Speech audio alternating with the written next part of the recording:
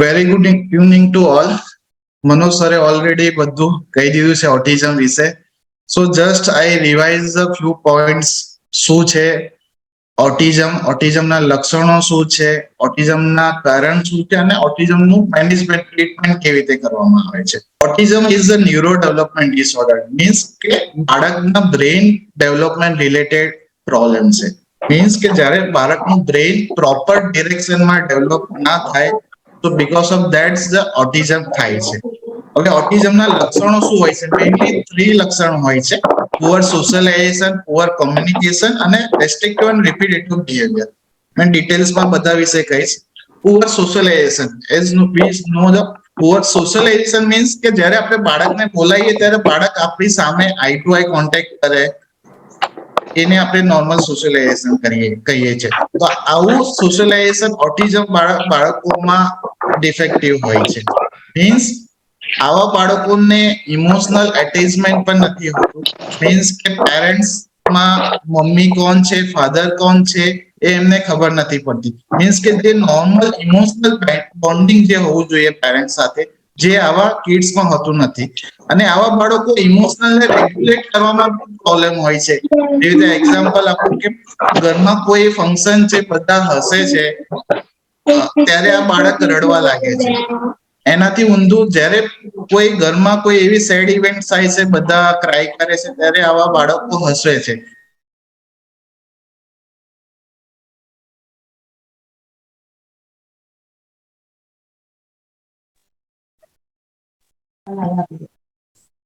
તો આવા બાળકોને ખબર નથી હોતી કે ઇમોશનલ સાથે કેવી રીતે રિએક્ટ કરવું.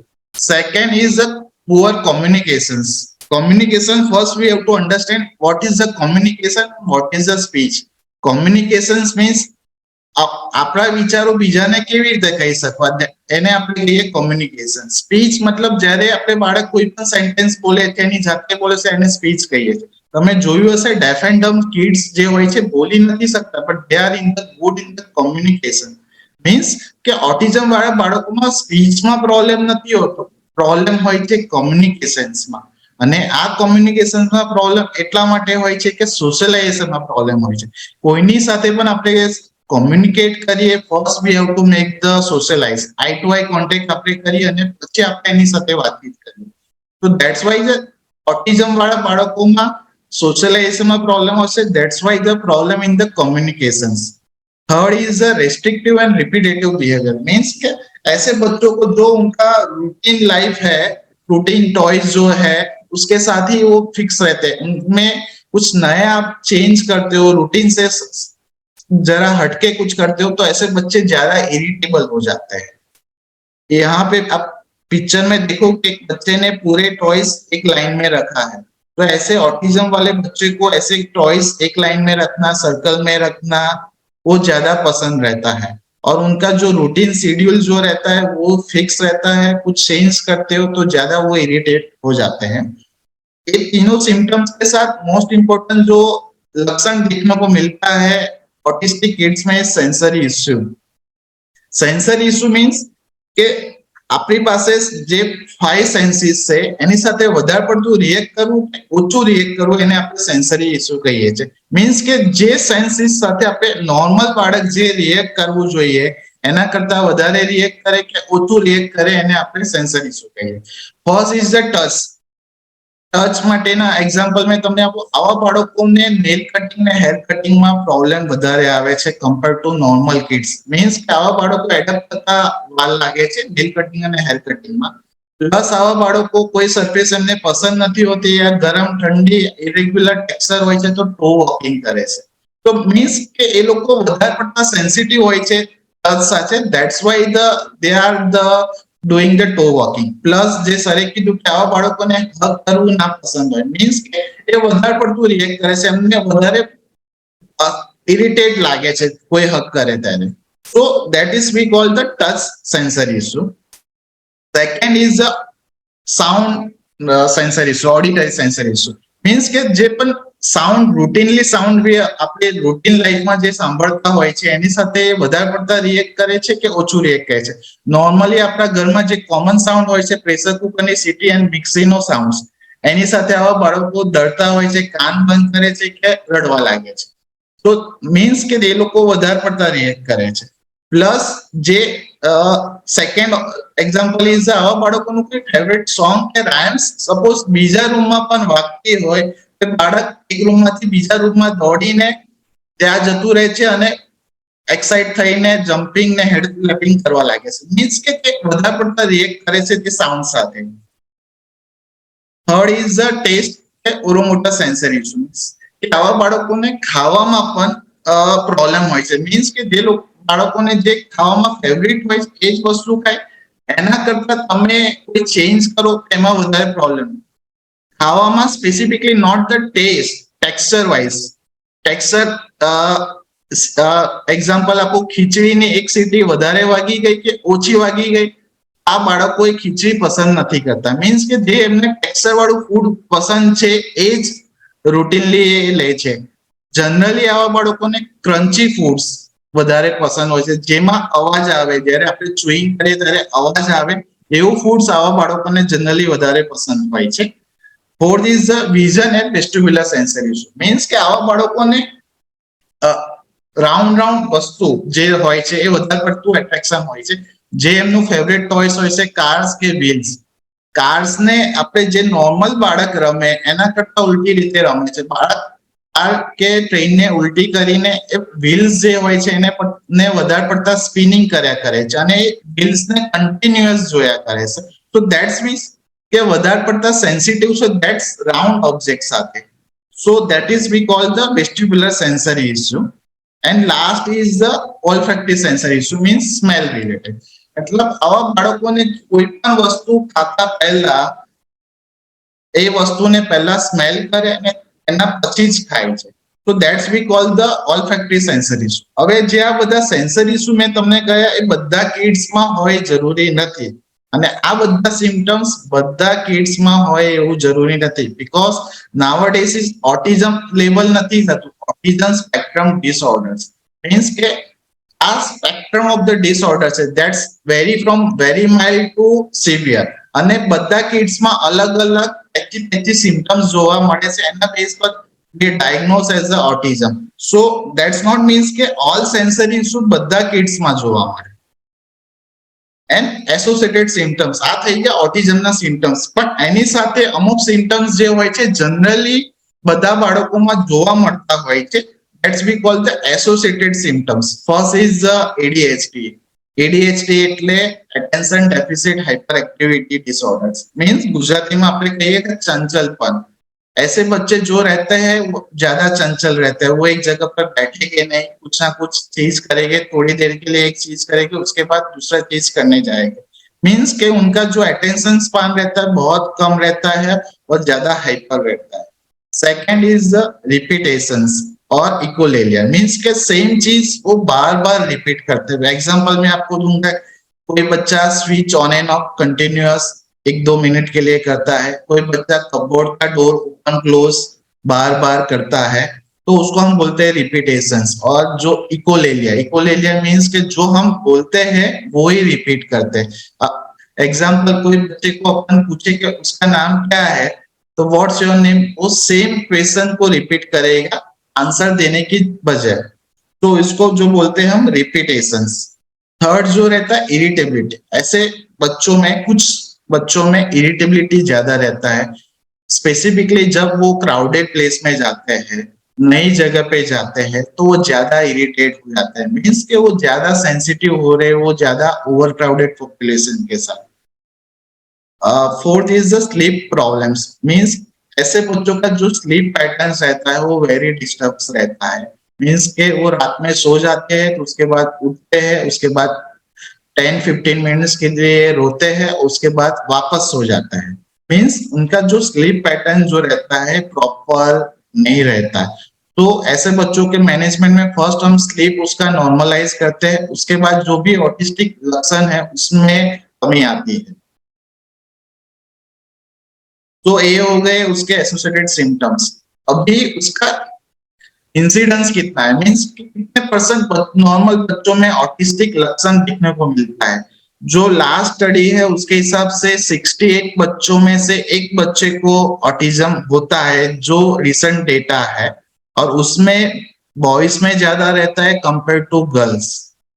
और ये साइड में आप पिक्चर देखोगे, हम मेडिकल टर्म में बोलते हैं टिप ऑफ आइसबर्ग, मीन्स के जो भी ऊपर का बर्फ है पानी के ऊपर, उतने ही बच्चे अभी तक आइडेंटिफाई हो पाए हैं।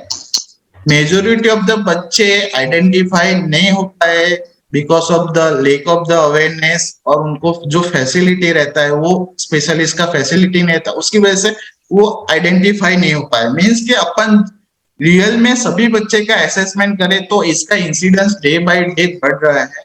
उसका कोई स्पेसिफिक रीजन नहीं है, बट यस कुछ फैक्टर है उसकी वजह से इंसिडेंस बढ़ रहा है, स्पेसिफिकली आफ्टर कोविड। अभी उसका रीजन क्या है, जो मैंने आपको बताया 80 to 90% में उसका कोई रीजन नहीं है।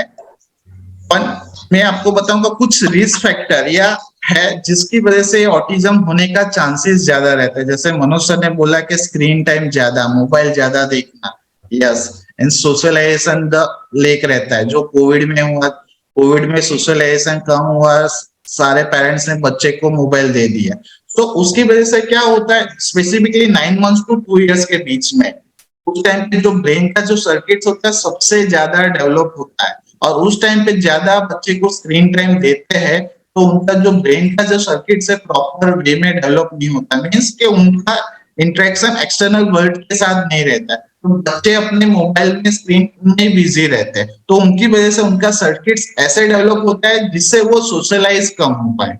But yes that is the risk factor, that's not the cause, means के वो कारण नहीं है। जो कारण होता तो अपन जब पता चलता है ऑटिज्म है तो अपन निकाल निकाल देते मोबाइल देखना, तो बच्चे नॉर्मल नहीं होते। यस बच्चे में इम्प्रूवमेंट होता है पर वो कंप्लीटली नॉर्मल नहीं होते, क्योंकि उस टाइम पे सर्किट से ऐसे डायरेक्शन में डेवलप हो गया, उसकी वजह से प्रॉब्लम होता है। जो सेकंड कॉमन कॉज है जीनेटिक, मतलब फैमिली में किसी एक बच्चे को हो तो दूसरे बच्चे में होने का चांसेस रहता है, but that's very less than 5%। And third जो रहता है heavy metals poisoning like the lead inhalations. कुछ बच्चों के पेरेंट्स जो रहते हैं हेवी मेटल्स वाले जो भी इंडस्ट्री है उसमें काम करते हैं, तो उसकी वजह से ऐसा होता है, but that is a very rare cause, less than 1%।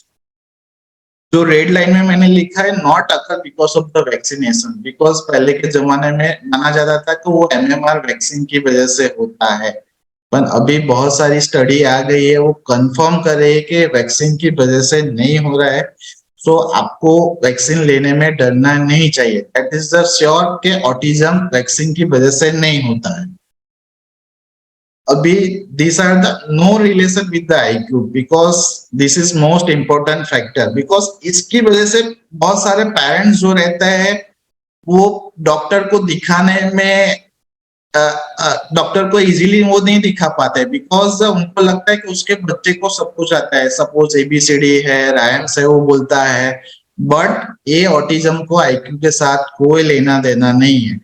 Autism वाले बच्चे का आईक्यू नॉर्मल भी हो सकता है, नॉर्मल से ज्यादा भी हो सकता है, नॉर्मल से कम भी हो सकता है। आईक्यू डिफरेंट प्रॉब्लम है एंड ऑटिज्म डिफरेंट प्रॉब्लम है, मीन्स क्या ऑटिज्म को आईक्यू के साथ बिल्कुल लेना देना नहीं है। अपने बच्चों सपोज किसी को आप अवेयर करते हो तो उनको बताना चाहिए कि ऐसा नहीं है कि बच्चे को सब कुछ आता है तो उसको ऑटिज्म नहीं है। ऑटिज्म जो मैंने आपको बताया वो लक्षण के बेस पे हम डायग्नोस करते हैं कि इसको ऑटिज्म है कि नहीं। अभी रेड फ्लैग्स मीन्स के जो नॉर्मल बच्चे हैं जो अभी डेवलप हो रहे हैं उसमें कौन से ऐसे सिम्टम्स रहेंगे, तो उस टाइम पे आपको स्पेशलिस्ट को कंसल्ट करना चाहिए। फर्स्ट सिम्टम्स है स्पीच डिले। यस किसी बच्चे का जो स्पीच डिले रहता है, जो उम्र के हिसाब से जो बच्चा बोलना चाहिए वो बच्चा नहीं बोलता, तो उसकी वजह उसके लिए अपन को स्क्रीन करना चाहिए कि बच्चे को ऑटिज्म तो नहीं है। स्पीच डिले मीन्स के 1 साल का बच्चा कुछ आवाज नहीं निकाल रहा है, बेबलिंग नहीं कर रहा है, 2 साल का बच्चा कुछ 2 वर्ड्स मिला के कोई सेंटेंस नहीं बोल रहा है, 3 साल का बच्चा 3 वर्ड सेंटेंस नहीं बोल रहा है, तो उसको हम मेडिकल टर्म में बोलते हैं स्पीच डिले है। वो वेरिएबल भी हो सकता है, मतलब वो बिनाइन भी हो सकता है, और that's some reason behind that. Means के स्पीच डिले जो रहता है तो उसके लिए आपको आपके डॉक्टर को अवश्य कंसल्ट करना चाहिए, आपके बच्चे में और कुछ प्रॉब्लम तो नहीं है।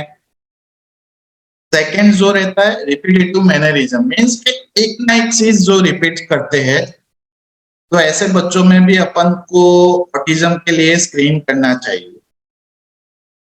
Third is non consistency responding to name, means કે તમે બાળકને બોલાવો છો દર વખતે એના નામથી રિસ્પોન્સ નથી કરતો, તો એ પણ એક રેડ ફ્લેગ સાઇન છે જેના માટે આપણે ઓટિઝમ સ્ક્રીન કરવું જોઈએ. Fourth is a sensor issue, જે મેં તમને કીધા કે બાળકો વધારે પડતા સેન્સિટિવ હોય કોઈ પણ સાઉન્ડ સાથે, કોઈ પણ ટચ સાથે, એવા બાળકોમાં આપણે ઓટિઝમ માટે જોવું પડે. And last is lack of the persistent social interaction and equalia, means કે એક ને એક વસ્તુ રિપીટ જે આપણે કરીએ કોઈ બાળક કરતું હોય તો એવા બાળકોમાં આપણે જોવું જોઈએ કે બાળકને ઓટિઝમ તો નથી. હવે એનું ડાયગ્નોઝ કેવી રીતે થાય છે, મીન્સ કે નિદાન એનું કેવી રીતે થાય છે. હવે ઓટિઝમ ડાયગ્નોઝ કરવા માટે કોઈ લેબોરેટરી ટેસ્ટ કે એમઆરઆઈ સીટી સ્કેન નથી હોતા કે એના બેઝ પર આપણે ડાયગ્નોઝ કરી શકીએ. ઓટિઝમ ક્લિનિકલી ડાયગ્નોઝ કરે, મીન્સ કે બાળકને અમે જોઈને બાળકને ઓબ્ઝર્વ કરીએ 5-10 મિનિટ્સ માટે, એના બેઝ પર અમે ડાયગ્નોઝ કરતા હોઈએ છીએ આ બાળકને ઓટિઝમ છે કે નહીં. ઘણા ટેસ્ટ છે જેનાથી તમે જાણી શકો છો ડોક્ટરને કન્સલ્ટ કરતા પહેલા તમારા બાળકને કોઈ ઓટિઝમ વાળા લક્ષણો છે કે નહીં. Most commonly using screen test is the M CHAT, મતલબ એક જાતનું સ્કોરિંગ છે, એમાં અમુક ક્વેશ્ચનનો આન્સર જે હોય છે એ તમારે આપવાનો હોય છે અને લાસ્ટમાં એક આન્સરનું ટોટલ કરવાનું હોય છે, એના બેઝ પર આપણે કહી શકીએ કે આ બાળકને ઓટિઝમ છે કે નહીં. અને ઘણા સાયકોલોજીકલ એસેસમેન્ટ જે હોય છે, કાર્સ અને આઈસા કરીને હોય છે, બટ આ બધું એસેસમેન્ટ છે એ અમે એવા બાળકોને રેકમેન્ડેડ કરીએ છીએ કે જે બાળકમાં અમને ડાઉટફુલ હોય છે કે આ બાળકને ઓટિઝમ છે કે નહીં. એન્ડ સેકન્ડ, અમને લાગે છે કે આ બાળકને ઓટિઝમ છે બટ પેરેન્ટ્સને એક્સેપ્ટન્સ નથી હોતું, ત્યારે અમે આ ટેસ્ટ રેકમેન્ડેડ કરીએ છીએ કે આ ટેસ્ટ કરાવવાથી ઓબ્જેક્ટિવ એવિડન્સ આવે છે કે બાળકને રિયલમાં ઓટિઝમ છે કે નહીં.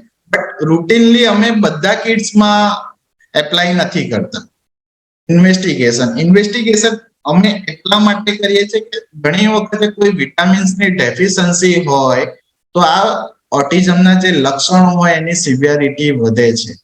એના લીધે ડાયરેક્ટ ઓટિઝમ નથી થતું, બટ યસ વિટામિનની ડેફિશિયન્સીના લીધે આના સિમ્ટમ્સ વધે છે, specifically vitamin B12 and haemoglobin ઓછું હોય તો ઓટિસ્ટિક બાળકોમાં ઓટિઝમના લક્ષણો વધે છે. તો એવા બાળકો અમને સપ્લિમેન્ટ્સ B12 અને આયરનનું સપ્લિમેન્ટ્સ આપતા હોઈએ છીએ.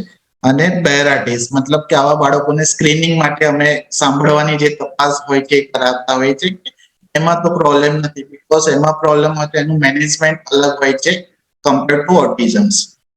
અને ઈ એવા બાળકોમાં જ અમે રેકમેન્ડેડ કરીએ છીએ કે ઘણી વખતે સેકન્ડરી ઓટિઝમ, મીન્સ કે બ્રેઇનમાં પ્રોબ્લેમ હોય, મતલબ બ્રેઇનમાં કન્ટિન્યુઅસ ખેંચ આવતી હોય, એના લીધે ઓટિઝમના લક્ષણો દેખાતા, તો એને અમે કહીએ કે સેકન્ડરી ઓટિઝમ. પણ એ બધા અમને બાળકને જ્યારે ઓબ્ઝર્વ કરીએ છીએ ત્યારે અમને ખબર પડી જાય હોય છે કે આવા બાળકને ઇઝી કરવાની જરૂર છે કે નહીં, પણ બધા બાળકને અમે રેકમેન્ડેડ નથી કરતા.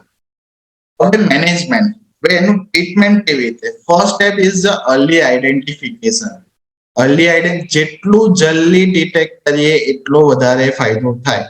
મેં જનરલી એક્ઝામ્પલ આપતો હોઉં છું કે આ પ્રોબ્લેમ બ્રેઇનની સર્કિટ્સ પ્રોપર ના ડેવલપ થાય એના લીધે પ્રોબ્લેમ થતો હોય છે.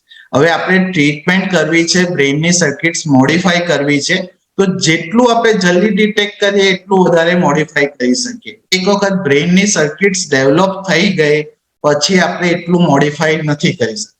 મીન્સ કે રસ્તો જ્યારે બનતો હોય ત્યારે આપણે રસ્તાને ચેન્જ કરી શકીએ છીએ. એક વખત રસ્તો બની ગયો પછી આપણે એટલું બધું ચેન્જ નથી કરી શકતા. ધેટ્સ મીન્સ કે જેટલું જલ્દી ડિટેક્ટ કરીએ એટલો વધારે આપણને ફાયદો થાય છે. That is one of the most important step of the management. Ideally મેં કહું છું લેસ ધેન 2 years પહેલા જો બાળકને આપણે ડિટેક્ટ કરીએ અને થેરાપી, સપ્લિમેન્ટ્સ ને એ બધું સ્ટાર્ટ કરીએ તો બાળકને નોર્મલ થવાના ચાન્સીસ વધારે હોય છે. સેકન્ડ, એક ડાઉટ બધાના પેરેન્ટ્સમાં હોય છે, ઓટિઝમ ક્યોરેબલ છે કે નથી. હવે મેં તમને કહીશ ઓટિઝમ ક્યોરેબલ નથી બટ યસ ટ્રીટેબલ છે. ક્યોર નો મતલબ કે કોઈ વસ્તુનું કારણ છે એને આપણે રિમૂવ કરીએ તો એને આપણે ક્યોર કરી શકીએ, પણ જો ઓટિઝમનું કોઈ સ્પેસિફિક રીઝન નથી તો આપણે એને નોર્મલ બનાવીએ તો પણ એને આપણે ક્યોર ના બોલીએ, ટ્રીટ કરી શકીએ. એનો મતલબ કે ઓટિઝમ વાળા બાળક નોર્મલ ના થઈ શકે એવું નથી.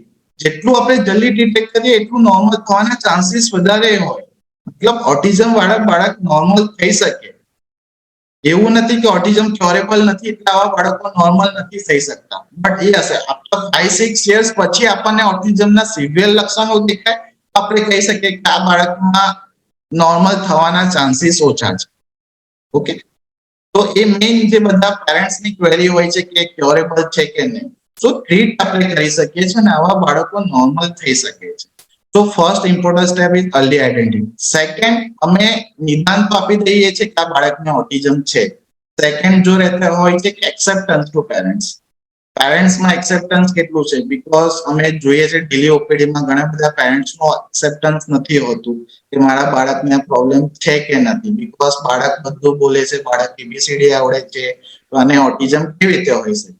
તો that is one of the most important factor કે પેરેન્ટ્સના એક્સેપ્ટન્સ હોય તો આપણે આગળની જે ટ્રીટમેન્ટ કરીએ એમાં આપણને ફાયદો મળે. બટ એક parents is not the 100% accepting the problem અને પછી ટ્રીટમેન્ટ કરાવે તો એમાં આપણને એટલું બેનિફિટ ના મળે, બીકોઝ પેરેન્ટ્સ તરફથી જે 100% એફર્ટ જે હોવી જોઈએ ને એ નથી હોતું. તો this are two are the most important factors. પછી જો આવે છે મલ્ટી ડિસિપ્લિનરી એપ્રોચ, મીન્સ કે ઓટિઝમનું મેનેજમેન્ટ ટીમ દ્વારા થાય છે. કોઈ એક પર્સન નથી કરી શકતું, ન્યુરોલોજીસ્ટ કોઈ એનું મેનેજમેન્ટ એકલું નથી કરી શકતું, ડેવલપમેન્ટ પીડિયાટ્રિશિયન નથી કરી શકતો, થેરાપિસ્ટ નથી કરી શકતું. મીન્સ કે થેરાપિસ્ટ, ડોક્ટર્સ અને પેરેન્ટ્સ ત્રણે ભેગા થઈને બાળક પર કામ કરીશું તો બાળકમાં ઇમ્પ્રુવમેન્ટ થવાના ચાન્સીસ સૌથી વધારે. તમે જોશો કે આ ટીમ જે છે start with the paediatric neurologist or developmental paediatricians, પછી occupational therapy, sensory integration therapy, behaviour therapy, speech therapist અને પેરેન્ટ્સ. તો આ બધાનો રોલ આમાં હોય છે અને બધા ટીમ એફર્ટ્સ જે કરે તો બાળકમાં નોર્મલ થવાના ચાન્સીસ સૌથી વધારે. એકલું તમે થેરાપી કરાવો, એકલી સપ્લિમેન્ટ્સ આપો તો તમને ઇમ્પ્રુવમેન્ટ મળે, but if you are doing together તો ઇમ્પ્રુવમેન્ટ મળવાના ચાન્સીસ સૌથી વધારે હોય છે. હવે આ ટ્રીટમેન્ટમાં તમે જોશો એક સાઈડ છે થેરાપી અને એક બાજુ છે મેડિસિન. એટલું થેરાપીનો રોલ છે એટલું મેડિસિનનો પણ રોલ છે. સ્ટાર્ટિંગમાં અમે કોઈ પણ બાળકને અમે ડાયગ્નોઝ કરીએ છીએ ઓટિઝમ તો અમે સ્ટાર્ટિંગમાં થેરાપી એડવાઇસ કરીએ છીએ, મેઇનલી ઓક્યુપેશનલ અને સેન્સરી ઇન્ટિગ્રેશન, અને સાથે બ્રેઇન માટેના જે સપ્લિમેન્ટ્સ હોય છે એ અમે સ્ટાર્ટ કરીએ છીએ, કાર્નોસિન, ઓમેગા 3 ફેટી એસિડ અને વિટામિન B12. પછી અમે રિવ્યુ કરીએ છીએ 2-3 મંથ્સ પછી બાળકમાં કેવું ઇમ્પ્રુવમેન્ટ મળ્યું. બાળકને ઇમ્પ્રુવમેન્ટ મળે છે તો સેમ વેમાં આગળ મેનેજમેન્ટ કન્ટિન્યુ રાખીએ છીએ.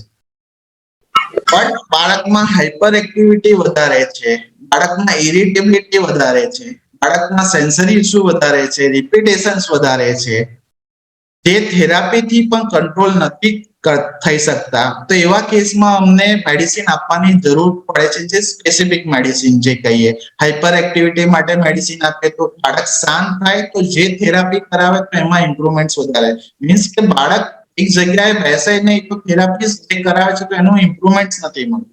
મીન્સ અમે મેડિસિન આપીએ તો બાળક થોડું શાંત થાય તો જે થેરાપી કરાવે જેનાથી એનું સોશિયલાઇઝેશન વધે અને પછી કોમ્યુનિકેશન્સમાં ઇમ્પ્રુવમેન્ટ થાય છે. બીજી થેરાપી રહે છે બિહેવિયર સ્પીચ થેરાપી. આ બધી થેરાપી કયા સ્ટેજ પર કરાવી that's also is very important. એવું નથી કે બધી થેરાપી તમે સાથે સ્ટાર્ટ કરી દો, ખીચડી બનાવવાની નથી.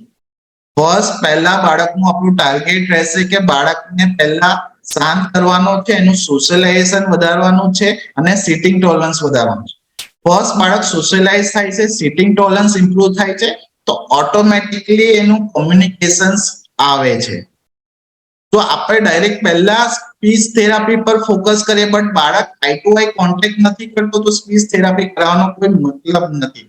તો સ્પીચ થેરાપીનો રોલ પછી આવે છે. તો ફર્સ્ટ આપણે બાળકને સોશિયલાઇઝ કરવું પડે છે અને પછી પણ જો કોમ્યુનિકેશન ના આવે તો આપણે એની પર વર્ક કરવું જોઈએ છે. અને આ સ્પેસિફિક મેડિસિન અલગ અલગ સિમ્ટમ્સ, નોટ બધા કિડ્સમાં એક જ મેડિસિન કામ લાગે છે, પણ કયા સિમ્ટમ્સ પ્રીડોમિનન્ટ છે ઓટિઝમ વાળા બાળકના એના બેઝ પર અમે મેડિસિન આપીએ છીએ જેનાથી સિમ્ટમ્સ કામ ડાઉન થાય છે. Second is not only therapy સાથે બાળકને થેરાપી તમે 1 અવર 2 અવર્સ કરાવો છો, 22 અવર્સ બાળક તમારી પાસે, તમે કેટલી એફર્ટ્સ આપો છો. એવું નથી કે તમે થેરાપી માટે લઈ જાઓ છો, જસ્ટ ટ્યુશન ક્લાસમાં લઈ જાઓ છો અને પાછા લાવો છો અને ઘરે લઈને તમે કઈ મહેનત નથી કરતા, તો બાળકમાં ઇમ્પ્રુવમેન્ટ થવાના ચાન્સીસ ઓછા હોય. એટલે તમારે પણ ઘરે જે થેરાપિસ્ટ તમને હોમ પ્રોગ્રામ આપે એ તમારે ફોલો કરવાનો હોય છે અને એની સાથે બાળક સાથે એપ્લાય કરવાનો હોય છે. અને જેટલું થઈ શકે એટલું બાળકને વધારે સોશિયલાઇઝ બીજા નોર્મલ કિડ્સ સાથે રાખવાનું. ઘરની આજુબાજુ જે પણ કિડ્સ હોય, પ્લે ગ્રુપ કે ડે કેર તમે સ્ટાર્ટ કરો.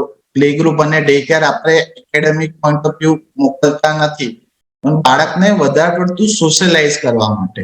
બાળક એક વખત સોશિયલાઇઝ થાય તો પછી એની સ્પીચ ઓટોમેટિકલી આવે. સ્ટાર્ટિંગમાં આવા બાળકોને જ્યારે પ્લે ગ્રુપમાં મૂકે ત્યારે બાળક વધારે પડતું રડે છે, અને વધારે પડતું રડે પછી ધીરે ધીરે સેટલ થઈને એડપ્ટ થાય છે, અને બીજા બાળકો સાથે કેવી રીતે મિક્સ થવું એ એમને નથી ખબર. મીન્સ કે ગ્રેજ્યુઅલી સ્ટેપ બાય સ્ટેપ જાય છે. પહેલા બાળકની ઇરિટેબિલિટી ઓછી થાય છે, બાળક ત્યાં જાય છે, પછી સ્ટાર્ટ કરે છે મિક્સ થવાનું, અને પછી એને ખબર પડે છે શેરિંગ કન્સેપ્ટ. તો that's is a gradual process. એવું નથી રોકેટ સાયન્સ કે આપણે આજે કર્યું અને 1 મહિનામાં આપણને રિઝલ્ટ જોવા મળે. That's gradually occurs. Second, no screen time. એક વખત ઓટિઝમ ડાયગ્નોઝ થઈ ગયા પછી તમારે સ્ક્રીન ટાઈમ ટોટલી બંધ કરી દો. સ્ક્રીન ટાઈમ આપવાથી શું થાય કે બાળક પોતાની દુનિયામાં રહે, એને એક્સટર્નલ વર્લ્ડ સાથે કેવી રીતે રિએક્ટ કરવું એ ખબર ના પડે. તો સ્ક્રીન ટાઈમ ટોટલી બંધ. And second is no high sugar items, no chocolate, ice cream, જે એડિશનલ સુગર નાખેલી આઇટમ્સ એ ટોટલી બંધ કરો. એ આઇટમ્સ આપવાથી બાળક વધારે પડતું હાઇપર એક્ટિવ, વધારે પડતું ઇરિટેબલ, વધારે પડતા સેન્સર ઇસ્યુ જોવા મળે છે. તો that's 2 most important step to be followed by the parents. Screen time totally cut down અને સુગર વાળી આઇટમ્સ નહીં. નાવરડેઝ ઇઝ અ જીએફસીએસ ડાયટનો ઘણો બધો કોન્સેપ્ટ હોય છે, બધા પેરેન્ટ્સ એમની જાતે કરે છે, પણ મેં તમને ક્લેરિફાઈ કરીશ કે જીએફસી ડાયટ્સ એમાં જ હેલ્પ કરે છે જેને ગ્લુટેનની એલર્જી હોય છે. મીન્સ કે જે બાળકોને ગ્લુટેન લેવાથી એબ્ડોમિનલ સિમ્ટમ્સ થાય છે એવા બાળકોમાં જ ગ્લુટેન ફ્રી ડાયટ હેલ્પ કરે છે. બધા કિડ્સમાં હેલ્પ નથી કરતું. તો કોઈ સ્પેસિફિક ડાયટ ફોલો કરવાની જરૂર એક્સેપ્ટ સુગર વાળી આઇટમ્સ નહીં અને સ્ક્રીન ટાઈમ ટોટલી બંધ. તો આવી રીતે અમે મેનેજમેન્ટ કરીએ છીએ. થેરાપી, સપ્લિમેન્ટ્સ યા કોઈ સ્પેસિફિક મેડિસિનની રિક્વાયરમેન્ટ છે, પ્લસ ઘણા સ્ટેપ જે પેરેન્ટ્સે ઘરે ફોલો કરવા હોવાના હોય છે. તો ધીસ આર ધ સ્ટેપ. આવી રીતે અમે જનરલી મેનેજમેન્ટ કરીએ છીએ, અને આપણે focus on the scientific evidence. Because મેં જોયું છે કે ઘણા બધા પેરેન્ટ્સ જો હોય છે ફ્રસ્ટ્રેટ થઈ જાય છે because of this are the chronic condition. તો ફ્રસ્ટ્રેટ થઈ જાય છે, તો સાયન્ટિફિકલી પ્રૂવન નથી એ બધી વસ્તુઓ સ્ટાર્ટ કરે છે, અને સાયન્ટિફિકલી પ્રૂવન છે એ વસ્તુ પર 100% એફર્ટ્સ નથી આપતા. તો જો જે સાયન્ટિફિકલી પ્રૂવન છે એની પર જ આપણે ફોકસ કરવું જોઈએ, અને that is a slow and steady procedure. Gradually એમાં ઇમ્પ્રુવમેન્ટ્સ મળશે. Okay, thank you. So now I stop the sharing screen. Thank you, Dr. Vishalbhai. Now, next topic is autistic parents' real story. So, Okay. I think Revin mother is there. Revin ની mother છે. Just one. And this corner. Hello. I have one question, sir. Yeah, tell me.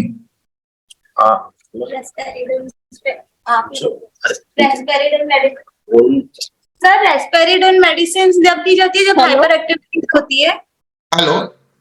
Hello sir, હું રેવિનના mummy. Just 1 minute.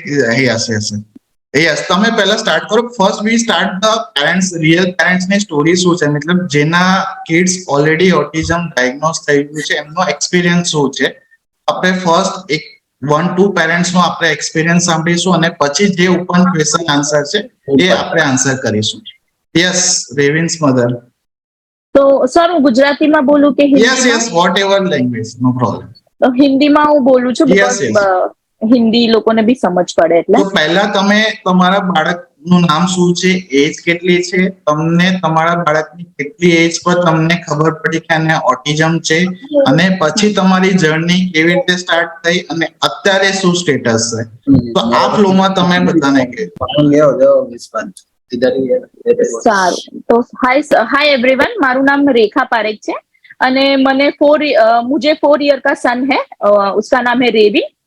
सो मैं Australia से specially मेरे बेटे के therapy के लिए इंडिया में रीलोकेट हुई हूँ. सो जब रेविन 3 साल का था, मतलब लास्ट ईयर, अभी रेविन 4 साल का है. सो मैं लास्ट ईयर यहाँ पे आई और मैंने वहां से मतलब मैं एक चाइल्ड केयर वर्कर हूँ, ऑस्ट्रेलिया में मैं जॉब करती हूँ. सो पूरा दिन मैं 4 बच्चों के साथ ही रहती थी. तो मुझे 2-3 बच्चे ऐसे होते ही थे जिनको बच्चे जो स्पेक्ट्रम में होते थे, तो उनका ही सब कुछ मेरे बेटे के साथ मिलने लगा सिम्टम्स. तो फिर मुझे ऐसे लगा कि मेरा बेटा भी शायद वो स्पेक्ट्रम में, क्योंकि वो नेम रिस्पॉन्ड नहीं था, आई कांटेक्ट नहीं था, बोलता नहीं था. फिर मैं इंडिया में फोन करके मेरी मम्मी से, मेरी इन लॉ से बात करती थी, तो वो लोग वो ऐसे ही बोलते थे कि बेटा है ना वो लेट बोलेगा. और पर मैंने फिर उनको वही बताती थी कि ऐसा है नहीं, ये बोलने वाला है ही नहीं. जो बच्चा बोलता नहीं है वो पॉइंट करके भी सब कुछ बताता है. फिर काफी फोन हुआ, मैं काफी डिप्रेशन में चली गई थी. फिर मेरी मम्मी ने मुझे बोला कि तू यहाँ आ जा, तुझे सोशल सपोर्ट भी मिलेगा प्लस थेरापीज भी मिलेगी. तो जब वो 2 साल का था तभी मुझे पता चल गया था कि वो स्पेक्ट्रम में है. फिर हमने वहां पे एक न्यूरोलॉजिस्ट को दिखाया, तो उन्होंने बोला कि वो बहुत छोटा है, तो आप 2.5 का हो जाए तब आना. फिर हम 2.5 का हुआ, आफ्टर 6 मंथ हम वापस गए. फिर उन्होंने बोला कि नहीं, शायद इसके डैडी, आप बोल रहे हो कि क्वाइट है, तो माइट भी उसका पर्सनालिटी हो सकता है, उसको नहीं है. फिर मेरी 2-3 फ्रेंड्स जो वहां पे ऑस्ट्रेलिया में थे, वो भी डिसेबिलिटी में काम करते थे, चाइल्ड केयर में. तो उन्होंने मुझे बोला कि रेखा यहाँ पे बहुत स्लो जाएगा, तो बेटर तू अपने कंट्री, मतलब हमारा जो होम टाउन है, इंडिया आके तुझे सोशल सपोर्ट भी मिलेगा, थेरापीज भी अच्छे से मिलेगी. और मैं वहां पे स्पीच थेरेपी, रेविन जब 2 साल का था ना, तब मैंने स्टार्ट कर दिया था. तो मैं 2 घंटा ड्राइव करके जाती थी, पर मुझे इतना 45 मिनट्स में मुझे नहीं लगता था कि उसके साथ स्पीच हो रहा है, क्योंकि वहां पे फोर्स का कल्चर नहीं है. वो उसको बुलाते थे, रेविन कम हियर, और वो सुनता ही नहीं था. तो मुझे लगा वहां पे टाइम वेस्ट है. फिर मैंने वहां पे गूगल कर लिया था कि कौन बेस्ट न्यूरोलॉजिस्ट है. तो मुझे विशाल सर का रेटिंग अच्छा लगा था, तो फिर मैंने मन में वही रखा. जब मैं इंडिया आई, फिर इंडिया आने के बाद जैसे नेबर होते, फ्रेंड होते हैं ना, फिर उन्होंने बताया कि आप सरबानी राह को दिखाओ, डॉक्टर सरबानी राह को. तो हमने उनको भी दिखाया. उन्होंने तो रेविन को देख के ही बोल दिया कि रेविन स्पेक्ट्रम में है. पर फिर भी मेरा मन नहीं मान रहा था, तो मैंने बोला मैं एक बार डॉक्टर विशाल सर को तो मैं दिखाऊंगी ही. और मुझे वो डॉक्टर का अप्रोच इतना अच्छा नहीं लगा. मेरा व्यू ऐसा है, मैं सबका नहीं बता रही, मुझे इनका व्यू अप्रोच इतना नहीं ये लगा as a parent, as a mum. फिर मैं विशाल सर के पास आई, और फिर विशाल सर के पास आने के बाद फिर मुझे जैसे मन में वो ही था कि मुझे उनको ही दिखाना है. तो फिर विशाल सर से बात हुई. फिर उनके पास से रेविन को, तब उन्होंने कुछ मेडिसिन नहीं बोला, उन्होंने एल कार्नोशाइन ही मुझे सजेस्ट किया. और फिर मैंने थेरापी स्टार्ट कर दी. रेविन को ABA, OT, SI, स्पीच, ये सारी थेरापी मैंने तभी स्टार्ट कर दी थी. मतलब लास्ट ईयर मैंने अप्रैल से सब कुछ स्टार्ट कर दिया था. फिर और सर के साथ रेगुलर फॉलोअप में भी मैं रहती थी. फिर छोटा छोटा इंप्रूवमेंट्स मुझे दिखा. पर जो मैं बोलना चाहती हूँ, जो मेरा व्यू है, जो गेम चेंजर था रेविन के थ्रू आउट जर्नी में, थेरापीज तो थी, पर रेविन को बहुत स्पिनिंग था. जैसे पंखा तो कुछ स्लो घूमता होगा, रेविन इतना गोल घूमता था. जैसे वो नॉर्मल कहीं उसको खड़ा कर दो, ही स्टार्ट स्पिनिंग और जंपिंग करना, अननेसेसरली हंसना, ये सब कुछ सिम्टम्स था. फिर मैंने विशाल सर से बात किया. मैंने कहा विशाल सर, थेरापी में तो वो बैठ नहीं पा रहा है बिकॉज उसका स्पिनिंग बहुत है, बाकी होशियार बहुत है, जल्दी कैचअप कर लेता है वो. फिर विशाल सर ने मुझे एक मेडिसिन किया जो पूरा गेम चेंजर था, रेस्पिडरॉन. वो देने के बाद ही रेविन में विदिन 15 डेज में, पता नहीं वो स्पिनिंग बंद हो गया, वो सेल्फ बाइट करता था वो भी बंद हो गया.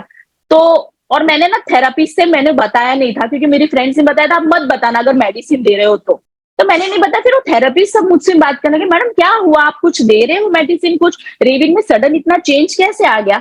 तो मुझे ऐसा लगता है जो गेम चेंजर था ना वो ये मेडिसिन ही था। और मैंने डॉक्टर से अपॉइंटमेंट लेके डॉक्टर से बात भी की कि विशाल सर आपने ये मेडिसिन दी ना, उससे ही मेरा रेविन का पूरा, और आज रेविन अभी 4 साल का है, एग्जैक्ट February 25 को उसका 4 साल कंप्लीट हुआ। रेविन का स्पिनिंग है ही नहीं, बाइटिंग तो है ही नहीं, और अभी वर्ड्स भी बोल रहा है, सेंसरीज बहुत कम हो गया वो मेडिसिन से। मैं थेरापिस्ट को तो बोली हूँ, पर मैं ज्यादा थैंक यू विशाल सर को बोलूंगी कि वो मेडिसिन से ही पूरा रेविन का गेम चेंज हो गया। और मैंने काफी सारी मेरी फ्रेंड्स को भी मैंने बताया कि अगर आप देना चाहते हो तो आप दे सकते हो, ये सेफ है। मुझे तो बहुत, और ऐसा कुछ भी नहीं है कि वो मेडिसिन देने से रेविन स्लीप में चला जाता है, ऐसा कुछ भी नहीं है, इतना एक्टिवली खेलता है। मैंने बहुत सारा ऑब्जर्व भी किया उसको, तो मुझे ऐसा लगता है गेम चेंजिंग वो रेस्पिडरॉन से ही हुआ है। तो मैंने स्पेशली थैंक यू बोलने के लिए मैंने अपॉइंटमेंट भी ली थी सर को, और थैंक यू भी बोला था, क्योंकि उसका स्पिनिंग बहुत था, कहीं भी रख दो ना सिर्फ वो गोल ही घूमता था। तो अभी उसका सेंसरी कम है, आई कांटेक्ट इतना अच्छे से करता है, फ्यू वर्ड्स बोलना स्टार्ट किया है, दो जैसे पापा, मम्मी, डैडी, बाबा, बहुत छोटे छोटे कमांड भी उसको समझ नहीं पड़ते थे, अभी वो सब, जैसे बैग पड़ा है तो ले आओ, ये दे दो, वो दे दो, तो वो भी इतना अच्छे से वो समझता है। तो मैं थेरापी भी है, नो डाउट थेरापिस्ट का भी रोल है, but the game changer is that medicine, वो मैं आपको बोलना चाहूंगी। तो that's Thank you, all sir. मैं यस, थैंक यू मम्मा। तो एक पेशेंट में जो उन्होंने बताया कि जो मेडिसिन दिया वो उनका पर्सपेक्टिव है कि उनके पास बोलने लगा, पर जो मैंने आपको बताया मेरे लेक्चर में कि बच्चे को सेंसरी इशू बहुत रहता है। कुछ महीनों के बाद थेरापी प्लस सप्लीमेंट्स देने के बाद भी तो अपन को मेडिसिन का हेल्प लेना चाहिए। अब बहुत सारे पेरेंट्स में ऐसा रहता है कि मेडिसिन एडिक्टिव रहता है, मेडिसिन से साइड इफेक्ट रहता है, तो ऐसा कुछ भी नहीं रहता है। वो मेडिसिन से अपने सेंसरी इशू, जो बच्चा हाइपर एक्टिविटी है उसको कम नहीं करेगी, तो वो बच्चे का कम्युनिकेशन सेकंड फेज पे है, वो उसमें इम्प्रूवमेंट्स नहीं होगा। ठीक है। और इस मैंने जो बताया वो इंडिविजुअल पेशेंट्स पे रहता है, ऐसा नहीं कि ऐसे बच्चों में जो रिस्पिरेटरी हेल्प किया था दूसरे पेशेंट में मुझे दूसरा मेडिसिन शुरू कर, बट इसमें जो है मेन जो एम है कि ऐसा नहीं होता कि मेडिसिन देने के बाद बच्चा एडिक्टिव होता है, उसकी वजह से प्रॉब्लम होता है, और उसकी वजह से बहुत सारे पेरेंट्स जो रहते हैं वो अवॉइड करते हैं, और वो लास्ट स्टेज में मीन्स के वो 5-6 इयर्स क्रॉस हो जाता है। उसके बाद जो अपना मैंने जो बताया ब्रेन का सर्किट्स डेवलप जो होता है जाता है, उसके बाद अपन मॉडिफाई नहीं करता।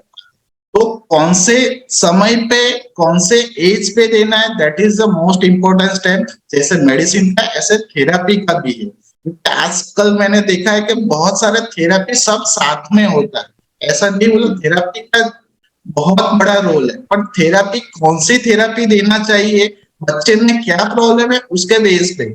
बच्चे में आई टू आई कांटेक्ट नहीं है तो फर्स्ट ऑक्यूपेशनल थेरापी है सेंसर इंटीग्रेशन, उसके बाद eye to eye contact sensor integration के बाद वो शांत होता है तो बिहेवियर इशू रहता है, तब हम बिहेवियर थेरापी स्टार्ट करते हैं। और कुछ बच्चों में कम्युनिकेशन उसके बाद नहीं आता तो स्पीच थेरापी करते हैं। तो मीन्स कौन से टाइम पे कौन सी थेरापी शुरू करना है, कौन से टाइम पे कौन सी मेडिसिन शुरू करना है, वो ज्यादा इंपॉर्टेंस रहता है। okay?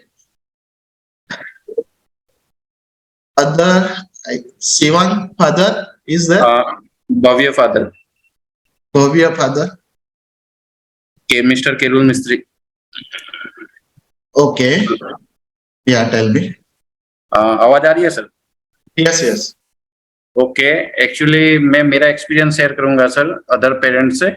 Yes, yes, sure. Actually Excuse me, just switch on your video if possible. Okay sure ma'am.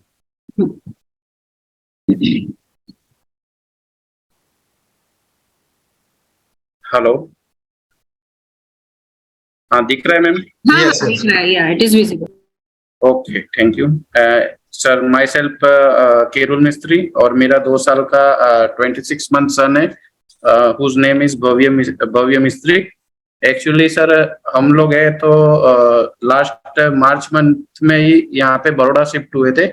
इससे पहले हम लोग सेलवासा रहते थे, और सेलवासा में मेरा सन है ऑलमोस्ट 1.5 years तक हम लोग वहाँ रहे। तो ऑलमोस्ट उस टाइम तक हमें कुछ पता ही नहीं था कि भाई क्या हो रहा है और क्या नहीं हो रहा है। बट जब हम यहाँ पे रिलोकेट हुए तो न्यू जॉब था, न्यू सेटअप था, तो हमें ऐसा अंदर से गट्स फीलिंग हुआ कि भाई कुछ तो एबनॉर्मल है और बच्चा है यहाँ पे स्टेडी नहीं, मतलब हम ही एक्चुअल में शुरू में सर हम लोग ही सेटअप नहीं हो पाए थे यहाँ पे बड़ौदा में। तो हमें ऐसा था कि क्या पता नया एटमोस्फियर है, इसलिए हो सकता है कि बच्चे को भी इसीलिए दिक्कत आ रही है। फिर हम लोग ने क्या स्टार्ट किया कि भाई हम उसको डिफर टॉयज ला के देते थे। फिर उसको जो पसंद था वो सब खिलौने लाते थे, ये लाते थे, वो लाते थे, पर एग्जैक्टली सर पता ही नहीं चल पा रहा था कि क्या हो रहा है। फिर हमें ऐसा एक दिन सडनली क्या हुआ कि कुछ फीवर था इसको माइनर, और हम हमारे जस्ट थोड़ा नियरेस्ट में अक्सर क्लिनिक करके है, चाइल्ड स्पेशलिस्ट है वो भी, तो नियर टू अकोटा। तो डॉक्टर राहुल थानावाला करके डॉक्टर है, चाइल्ड स्पेशलिस्ट है, तो उनके यहाँ हम इसको लेके गए। तो जस्ट उन्होंने फर्स्ट विजिट में ही मतलब ये चीज नोटिस कर लिया था, और they guide to us that the please share us his file. उसका पहले से अभी तक का कुछ रिकॉर्ड है सर आपके पास? तो मैंने बोला हाँ सर है मेरे पास। तो उन्होंने जस्ट मुझे बोला कि आप लेके आइएगा, फिर मैं वो फाइल पूरा रीड करूंगा, देन आफ्टर मैं आपको कुछ सजेशन दूंगा। तो उन्होंने सर अप टू एंड का फाइल देखा, देन ही नोटिस उन्होंने 2 पॉइंट मुझे बताए कि सर आपके भव्य का बॉर्न हुआ है वो तो नॉर्मल डिलीवरी है, बट उस टाइम जो डॉक्टर ने उसे वैक्यूम से खींचा, तो मेरा ये मानना है एज ए स्पेशलिस्ट कि भाई उस टाइम आपको वो डॉक्टर को सजेशन देना चाहिए था कि उसको ऑक्सीजन में रखना चाहिए था पेटी में, बट पता नहीं कि वो डॉक्टर ने क्यों नहीं रखा। तो वो फीलिंग क्या है, आपको उस टाइम कुछ वो नहीं हुआ, लेकिन जैसे जैसे वो बच्चा बड़ा होता गया और उसका आपने जो बता रहे कि 1.5 साल तक वो ऑर्डिनरी फैमिली में था इधर से उधर, तो उस टाइम उसकी एक्टिविटी बहुत मतलब ज्यादा थी, उसको खेलने मिल रहा था, सराउंडिंग एरिया में क्या है बहुत सारे पीपल्स के बीच में वो 1.5 साल उसका निकला। और जैसे ही हमने सिटी चेंज करी तो हम लोग क्या यहाँ फ्लैट में रह रहे हैं, तो यहाँ उसको नहीं खेलना मिला, नहीं कोई एटमोस्फियर चेंज मिला, और 2 ही फैमिली, मतलब हम लोग न्यूक्लियर फैमिली में है, तो 2 ही फैमिली मिल रहा था, तो वो चीज उसे नहीं मिला। तो वहां से हमें शुरुआत हुई। फिर हमने क्या है, मेरी वाइफ मतलब गार्डन में लेके जाती है उसको, तो वहां पे एक जन ने कंसल्ट किया कि आप डॉक्टर विशाल पटेल सर से एक बार कंसल्ट करिए। तो वहां से हमने फिर डॉक्टर विशाल पटेल से अपॉइंटमेंट लिया और वह फर्स्ट टाइम उन्हें बताया। फिर उन्होंने देख के उनका भी यही ओपिनियन था कि भाई ये चीज है, और एक्चुअल में मिस्टर राहुल थानावाला जैसे ये सर ने आज की उसमें बताया ना कि भाई वैक्सीन का भी रोल, मतलब पिछले कई लोग ऐसा मानते हैं कि वैक्सीन की वजह से भी ये चीज होती है।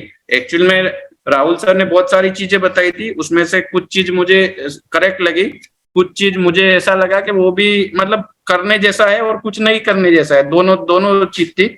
और मेरा भी है एज अ पेरेंट, कोई भी एक पेरेंट का एक के ऊपर डिपेंडेंट नहीं रहता है, तो मैंने भी क्या है, वो डॉक्टर ने बोला, लेकिन जहाँ इसका बॉर्न हुआ था वो भी मैडम थी, वो गोल्ड मेडलिस्ट थी, और उनकी भी ये मिस्टेक करते हैं, इतना बड़ा मतलब स्टेप तो वो भी नहीं ले सकते। तो मैं 2 बार तो सेल्वस जाके आया, वही डॉक्टर से कंसल्ट करके आया, कहीं भाई ऐसा कैसे हो गया। फाइनली फिर सबका लास्ट में ओपिनियन यही आया कि भाई है इसमें थोड़ा बहुत तो आपको ये चीज करवानी पड़ेगी। तो इसके लिए फिर मैंने विशाल सर से बात करके उन्होंने बताया, वैसे हमने ट्रीटमेंट करा। और यहाँ पे न्यूरॉन करके एक सर्जन है उनका, उन्होंने डॉक्टर निसर्ग पटेल करके है, वो सेंटर चलाते हैं, थेरापी सेंटर, वहां पे हमने हमारे बच्चे को जो मतलब थेरापी चालू करवाया। अभी फिलहाल 4 है ऑलमोस्ट, और काफी कुछ इम्प्रूवमेंट है। लेकिन विशाल सर मुझे आपसे जस्ट पूछना था, हम लास्ट वीक ही आपसे अपॉइंट करके गए थे, तो एक आपने जो टैबलेट जो मैडम को अभी मेरे से पहले जो मैडम ने बात करी उनको उनसे बहुत बेनिफिट मिला, लेकिन जस्ट मेरी वाइफ का कंसर्न ये है कि जब से ये थेरापी हाफ टेबलेट उसने स्टार्ट किया है ना, तो वो एकदम साइलेंट हो गया। तो हमने ये चीजें ना हमारे थेरापिस्ट को भी बताई, तो उन्होंने हमें बोला कि सर मैं 1 वीक उसका बिहेवियर देखता हूँ, मेरे थेरापी में वो डेली आता है बच्चा आपका, तो मैं पर्सनली उसका ध्यान दूंगा और 1 वीक के बाद आपको सजेस्ट करूंगा, अगर टेबलेट में कुछ फाइन ट्यून करना है तो हम देखेंगे कि देना है कि नहीं देना है। इसलिए मैंने अभी एट प्रेजेंट ये सवाल आपसे किया, और दूसरा के अभी हम लोग नहीं दे रहे ये टेबलेट उसको, तो कोई उसका वो तो नहीं है ना सर, डिसएडवांटेज या ऐसा कुछ? देखो अभी जो मैंने आपको बताया कि ये ऑटिज्म स्पेक्ट्रम डिसऑर्डर है, मीन्स आप समझोगे कोई एक बच्चे को एक मेडिसिन से फायदा हुआ है तो दूसरे बच्चे को फायदा ही होगा ऐसा जरूरी नहीं है।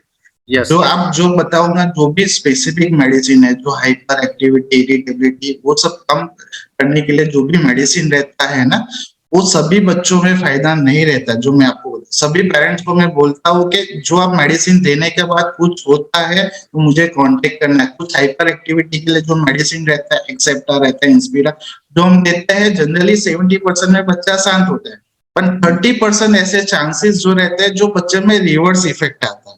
रिवर्स मतलब बच्चा ज्यादा इरिटेबल हो जाता है, बट वो आप मुझे फीडबैक दोगे तो ही पता चलेगा, क्योंकि ये जो मैंने मेडिसिन जो बताया ना, सभी पेशेंट में वो हेल्प नहीं करने वाला।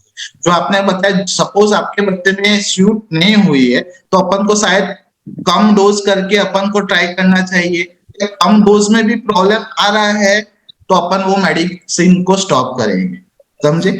मीन्स बच्चे में इम्प्रूवमेंट्स होना चाहिए। अपन मेडिसिन ऐसा नहीं है कि उतना उसको शांत कर दे के तो उसका जो नॉर्मल लाइफ है वो बिगड़ जाए। अपन को बैलेंस रखना है, ऐसा नहीं है कि मेडिसिन के देने के बाद उसको सुला देना है। देखो कोई भी मेडिसिन का साइड इफेक्ट रहता है, जैसे अपन पैरासीटामोल आपने कितने बार दिया होगा फीवर के लिए, पैरासीटामोल का आप साइड इफेक्ट देखोगे कि लीवर फेलियर रहता है।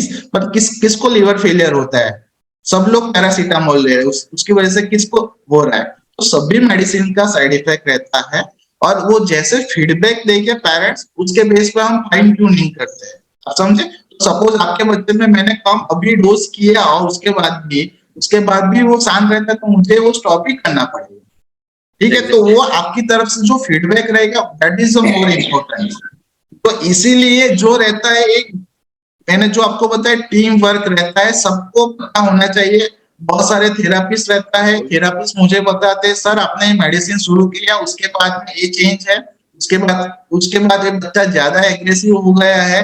तो जैसे मुझे फीडबैक मिलता है, हम तीनों थेरापिस्ट, पेरेंट्स एंड डॉक्टर मिलके उसको फाइन ट्यूनिंग करेंगे, उसके बाद उसका इम्प्रूवमेंट्स मिलता है, ठीक है। तो सबको आपको समझना चाहिए कि एक मेडिसिन जो अभी रेविन की मदर ने जो बोला उनके बच्चे के लिए वो, तो शायद आपके बच्चे के लिए वो सूट ना हो, ठीक है। मेरा कहने का मकसद वही है कि ऐसा नहीं है मेडिसिन से साइड इफेक्ट सभी बच्चों में होता है। अभी जो आपने बताया कि शांत हो गया तो अपन ने मेडिसिन स्टॉप कर दिया तो बैक टू नॉर्मल जो उसका पहले था वही होने वाला, ऐसा नहीं कि पूरा रिग्रेस होने वाला, बराबर, ठीक है। तो वो उसमें फीडबैक ज्यादा इंपॉर्टेंट है, इसीलिए regular follow up and team work. बहुत सारे रहते हैं अकेला थेरापी रहता है, अकेला मेडिसिन रहता है, थेरापी नहीं कराते तो उसकी वजह से इम्प्रूवमेंट्स नहीं मिलता। सब मिलके काम करेंगे तो बच्चे में इम्प्रूवमेंट्स मिलने का चांसेस ज्यादा रहता है। ओके सर एक चीज और पूछे, मतलब जस्ट मैं मेरा एक्सपीरियंस शेयर करना था। एक चीज और कि मैं सपोज मैं इसको डेली रेगुलर गार्डन में लेके जाता हूँ, तो वहाँ एक सीनियर सिटीजन मतलब है, एक एब्रॉड रिटर्न पर्सन मिले थे मुझे। Just he watch my son and उन्होंने एक ऑब्जर्वेशन बताया कि सर एक्चुअल में मैं है ना, मैं भी मेडिकल लाइन से हूँ, और मैं अभी क्या है यहाँ पे मेरा होम टाउन है, इसलिए मैं आता हूँ साल में एक आध बार। तो फॉरेन में क्या है सर, फॉरेन कल्चर क्या है कि वहाँ का एक वहाँ की मैनेजमेंट समझो, या वहाँ की गवर्नमेंट का एक एक्सपीरियंस मैं आपको बताता हूँ कि वहाँ पे अगर कोई बच्चे में अगर ऐसी डिसेबिलिटी या कुछ दिखता है ना, तो वहाँ की गवर्नमेंट क्या करती है कि पर्टिकुलर वो बच्चा उनकी असेंबली को मतलब घर जाके वो लोग सामने से ये चीज ऑब्जर्व करती है। और यहाँ पे क्या है, अभी धीरे धीरे इंडिया में अभी ये लेवल पे अभी भी बहुत सारे पेरेंट्स को पता नहीं है कि ये क्या है एग्जैक्टली। तो ये चीज दोनों में मेनली डिफरेंट है। और उन्होंने बोला कि जहाँ पे मैं रहता था ना, सपोज मेरे ही एक रिलेटिव को ऐसा था ना, तो उसको वहां की गवर्नमेंट ने क्या किया कि स्पेशल एक पर्सन मतलब डॉक्टर उसके घर पे आता था और उसको थेरापी देता था। मतलब ये बेसिक डिफरेंट क्या है। और दूसरा कि इसका ट्रीटमेंट में एक बी फ्रैंक और एज अ पेरेंट मैं बताता हूँ कि एक्चुअल में इसका आप तो खुद मतलब मैं आपसे ट्रीट कर रहा हूँ, मैं थेरापी दिलवा रहा हूँ, तो मेरा मैं एक्सपीरियंस ये बता रहा हूँ कि सर नॉर्मल इंसान के बस का सौदा नहीं है, क्योंकि ये ट्रीटमेंट है ना बहुत कॉस्टली है। तो कई पेरेंट्स तो क्या है, खर्चे को देख के मतलब मना कर देते हैं कि वो चाह के भी ये नहीं कर पाते हैं। देखो आपने अच्छी बात की है, पर जो आपने जो बोला ना, सबका अलग अलग पर्सपेक्टिव है। पर मेरा जो एक्सपीरियंस है कि ऐसे ऑटिज्म वाले बच्चे जो रहते हैं उसके लिए लेस देन जो 5 इयर्स रहता है ना, तो उसके लिए इंडिया इज सबसे बेस्ट कंट्री है। कि यहाँ पे बहुत सारे अपने रिलेटिव्स रहते हैं, सोशलाइजेशन ज्यादा होता है, आपको थेरापी चाहिए तो आपको मिल जाएगा, जो फॉरेन कंट्री में सभी पेशेंट्स को नहीं रहता। कि मेरे पास बहुत सारे पेरेंट्स हैं जो अभी रेविन की मदर ने जो बोला, न्यूजीलैंड से शिफ्ट हुए, ऑस्ट्रेलिया से शिफ्ट हुए, यूएसए यूके से, क्योंकि वहीं पे क्या रहता है कि वो जो थेरापी जो उनका रहता है वो इंश्योरेंस बेस्ड रहता है, और उनका जो रहता है वो 6 मंथ्स में उनका वेटिंग पीरियड रहता है। एक बार एसेस किया जो आपने बताया, उसके बाद फिर से एसेस करेंगे, बट उस टाइम पे जो क्रिटिकल फेज जो रहता है फर्स्ट 3 to 4 इयर्स, वो मिस आउट हो जाता है। उसके बाद जो पता चलता है उसके बाद अपन बहुत लेट हो जाता है। बट यस, ऐसी कंडीशन के लिए जो फैसिलिटी है, सभी सपोज आपका किसी का भी बच्चा, मतलब सपोज ऑटिज्म परमानेंट रहने वाला है, तो ऐसे बच्चों के लिए जो एक्सेप्टेंस जो रहता है, उनके लिए जो फैसिलिटी गवर्नमेंट की तरफ से जो होना चाहिए वो फॉरेन कंट्री में ज्यादा है कंपेयर टू इंडिया। पर हमारा अपना जो गोल जो फर्स्ट रहेगा बच्चे को नॉर्मल बनाना, उसके बाद अपन देखेंगे बच्चे में ऑटिस्टिक सिम्टम्स रह जाएंगे तो आगे क्या करें। ठीक है, तो ये सबका अलग अलग पर्सपेक्टिव रहता है। पर मेरे पास बहुत सारे पेरेंट्स जो है वो फॉरेन से इवन सबका पीआर का फाइल रखा है वो छोड़ के इधर आए। यस, अब दूसरा जो आपने पॉइंट बोला कि थेरापी, यस बहुत कॉस्टली रहता है, ये सब है। बट अभी गवर्नमेंट ने जो स्कीम निकाला है नीरा माया करके, आपको पता होगा, ये तो मेरे नोटिस बोर्ड पे लिखा है, जिसमें गवर्नमेंट ऐसे बच्चों को जो भी स्पेशली बच्चे जो रहते हैं उनके लिए कुछ 1 लाख 1.5 लाख पर ईयर्स जो रहता है उनका इंश्योरेंस वो प्रोवाइड करते हैं। मीन्स आपको थेरापी के लिए 30 to 40,000 पर ईयर्स आपको देते हैं, मेडिसिन का खर्चा देते हैं, आप डॉक्टर्स को जो दिखाते हो उसका कंसल्टिंग भी आपको रिफंड होता है। वो सब फैसिलिटी अभी गवर्नमेंट ने स्टार्ट किया है, बट बिकॉज ऑफ आपने जो बोला अवेयरनेस नहीं है, अभी भी सभी पेरेंट्स को पता नहीं कैसी फैसिलिटी इंडिया में अवेलेबल है, इसीलिए सब लोग उसका बेनिफिट नहीं उठा रहे हैं। ठीक है, तो आप मेरी जब आओगे तो मेरी नोटिस बोर्ड पे लिखा है नीरा माया योजना करके है, उसका कैसे प्रोसेस करना है वो सब उसमें लिखा है, और वो ऑनलाइन प्रोसेस है। ठीक है, तो उससे आपको बहुत सारा एटलीस्ट 1 लाख जितना है, पर अलग अलग, ऐसा नहीं है कि 30,000 पूरा मिलने वाला है। 30,000 जो उन्होंने फिक्स किया अमाउंट वो ही मिलने वाला है। ओके अभी और कोई पेरेंट्स को सर, वॉलंटरली हेलो सर। एक शॉर्ट एक कंसेप्ट, मतलब एक एक्सपीरियंस शेयर करना था, एक छोटा सा। मैं फर्स्ट सर एक्चुअल में मैं इसको गार्डन लेके जाता हूँ, तो वहां मुझे एक पेरेंट है, और वो भी मतलब क्या है आपके जैसे डॉक्टर ही है, लेकिन एट प्रेजेंट वो हाउस वाइफ एज ए, उनके अभी ओकेजन में उन्होंने फिजियोथेरापिस्ट छोड़ दिया है, लेकिन वो मेरे चाइल्ड को हर संडे मिलते हैं। तो जस्ट 4 महीने का उनका खुद का कंक्लूजन और ऑब्जर्वेशन ये है कि सर जो मैंने फर्स्ट टाइम आपके बच्चे को देखा था भव्य को, और अभी मैं जो देख रही हूँ इसमें काफी कुछ मतलब इम्प्रूवमेंट है। और उन्होंने जस्ट एक टिप शेयर किया था मुझे, तो मैं आपको पूछ रहा था कि वास्तव में ऐसा कुछ होता है क्या, कि ये जैसे उसका अभी क्या है, स्पीच के लिए तो हमारे ये थेरापिस्ट है वो अभी वर्कआउट कर ही रहे, लेकिन वो बोल देते कि एक्चुअल में क्या है, जो मोरपंख आता है ना, मोरपंख बोले, यस एग्जैक्टली, तो ऐसा कुछ होता है क्या, ये लायबल है क्या? वो बोल देते कि जस्ट उसके चिप्स के गाल के दोनों तरफ बोले कि आप उसको घुमाओगे ना, तो वो क्या, उसको इरिटेशन होगा, तो ऑटोमेटिकली वो स्पीच जल्दी मतलब बोलने लगेगा। ऐसा कुछ पॉसिबल है क्या साइंस में? नहीं, जो आप जो बता रहे हो वो साइंस ही है। जो मोर पंच का जो that is a sensory issue जो रहता है, सेंसरी इशू मतलब सपोज उसको पसंद नहीं है, उसको मैं आपके बच्चे को पकड़ूंगा तो वो रोएगा, नॉर्मल बच्चे को पकड़ूंगा मैं 2-3 बार में वो नॉर्मल बच्चा मेरे पास आने लगेगा। आपके बच्चे को मुझे 10 टाइम्स 15 टाइम्स पकड़ना पड़ेगा तभी वो मेरे साथ एडप्ट होता है। ऐसे जो आप बता रहे हो वो जो इधर गालते रहे तो उसके जो सेंसरी इशू है ना वो कम होते हैं। सो इसके पीछे भी लॉजिक है, इसकी वजह से इंप्रूवमेंट्स मिलता है। ठीक है, और जो मैंने आपको बताया ये जो है पेरेंट्स को कितना एक्सेप्टेंस है, पेरेंट्स कितना एफर्ट्स। जो मेरा एक्सपीरियंस बताओ तो मेरे एक पेशेंट सा वाया वाया ऊना से इधर आया था। अब ये उसका पेशेंट बच्चे को ऑटिज्म था, मैंने कंफर्म किया, दूसरे डॉक्टर को उन्होंने दिखाया, उन्होंने भी वही बोला, सबने बोला कि थेरापी और सप्लीमेंट्स देना पड़े। बट वहीं पे ऊना में कोई भी थेरापिस्ट नहीं है, because that is the periphery of the Gujarat. वहीं पे कोई थेरापिस्ट नहीं है, तो मैंने उनको ऑप्शन दिया है कि आप अहमदाबाद में या बड़ौदा में कुछ महीनों तक रह के आप थेरापी कराएंगे, क्योंकि आपके बच्चे को थेरापी नहीं मिल रहा है तो आपका प्रॉब्लम है, आपको कहीं से जुगाड़ करना है।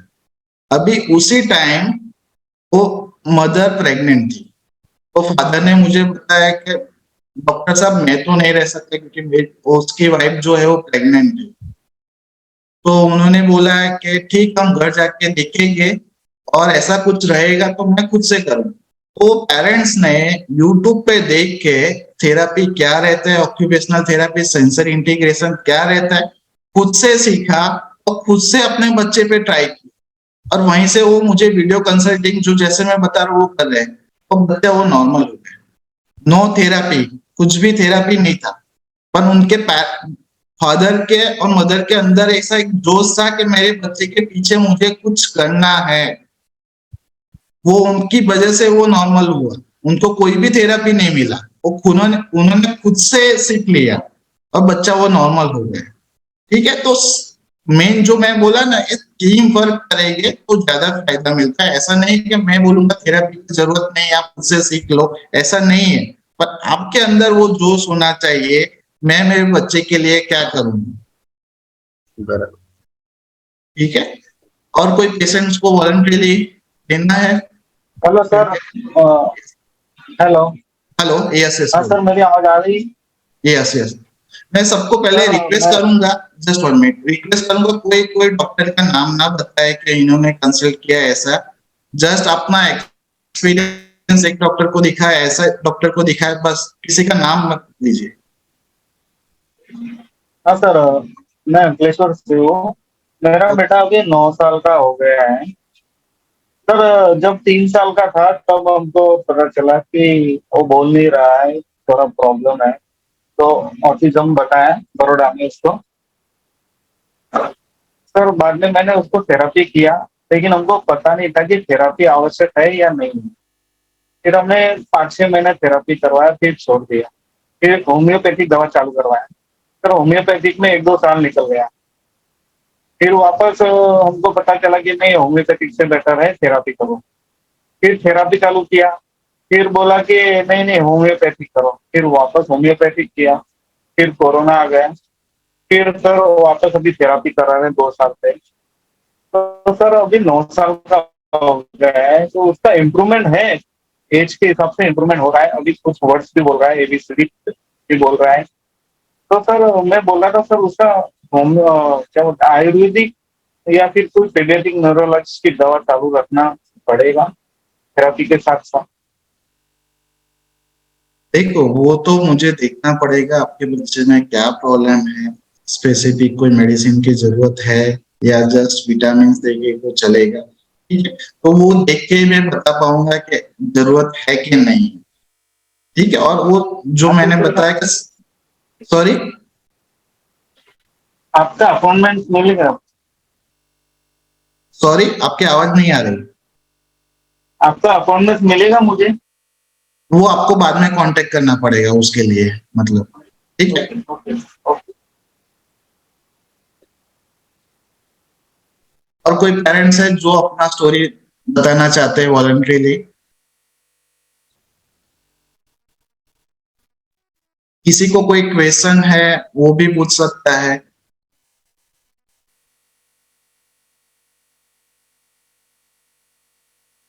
हेलो हेलो, सर, वो मैं रेविन की मम्मी। Yes yes. सर मुझे सिर्फ ये पूछना है कि जैसे अभी रेविन है, अभी 4 साल का है, तो 4 महीने पहले ही उसकी स्पीच आई है, और फिर उसने सडनली, मतलब जैसे सब बोलता था मम्मी पापा क्लीन, फिर बाद में सब वो ये हो गया, बंद हो गया बोलना। तो 5-6 दिन में क्या रिग्रेस फेस आ सकता है? नहीं, रिग्रेस नहीं बोलेंगे, देखो ऑटिज्म में जो रहता है ना, अप एंड डाउन बहुत रहता है। हाँ तो मतलब कि बच्चा अच्छा होता है, उसके बाद थोड़ा रहता है, कोई भी बीमार हो जाता है, फीवर के बाद उनका थोड़ा इरिटेबिलिटी, सेंसर इशू बढ़ जाता है। वो पर वो वापस कैचअप कर लेता है। मतलब उसमें ऐसा नहीं है कि वो पहले जो सीखा था वो पूरा भूल जाएगा। मतलब एक बार उसको उसने सीख लिया उसके बाद, ठीक है। ऐसा रहता है कि 1 ईयर पे वो बोल रहा था, उसकी वजह से रिग्रेशन हुआ है। तो ऐसे बच्चों पे रहता है कि वो शायद मतलब बहुत सीवियर हो तो ऐसा हो सकता है, रिग्रेशन हो सकता है। पर आपके बच्चे में जो आपने बताया कि पहले बोल रहा था, उसके लिए उसके बाद थोड़े दिन के लिए उसने बंद किया है, तो हाँ। वो वापस आ जाएगा। वो अप एंड डाउन रहता है सभी। नहीं, अभी तो जैसे बोलने लग गया सर, अभी तो बोलता है, वो जो भी आप बोल रहे हैं कि वो रिपीट करेगा, पर फिर बाद में कुछ जैसा भी कुछ स्टैक कर रहा है या कुछ भी कर रहा है, फिर वो 5-6 दिन के बाद वापस भूल जाता है। तो मैंने थेरेपी से बात किया कि मैडम ऐसे क्यों हुआ, अभी तो बोल रहा था या तो अभी ये चीज कर रहा था, तो बोलते वो रिग्रेस फेस है। तो इतना 5-6 दिन में क्या रिग्रेस आ सकता है? नहीं नहीं नहीं, उसको रिग्रेस नहीं बोलेगा 5-6 डेज हाँ के लिए। नहीं, हाँ रिग्रेस नहीं होता है। एक बार हाँ। ऑटिज्म वाला बच्चा सीख जाता है, बट यस, या कुछ भी इलनेस होता है उसके बाद थोड़ा सा रिग्रेस है, और टेम्पररी वो अच्छा रहता है। सेंसरी इशू बढ़ता है, वो सब रहता है, बट ग्रेजुअली आफ्टर 1-2 मंथ्स वो फिर से कैचअप कर। अच्छा, ओके, थैंक यू सर, बस इतना ही पूछना था।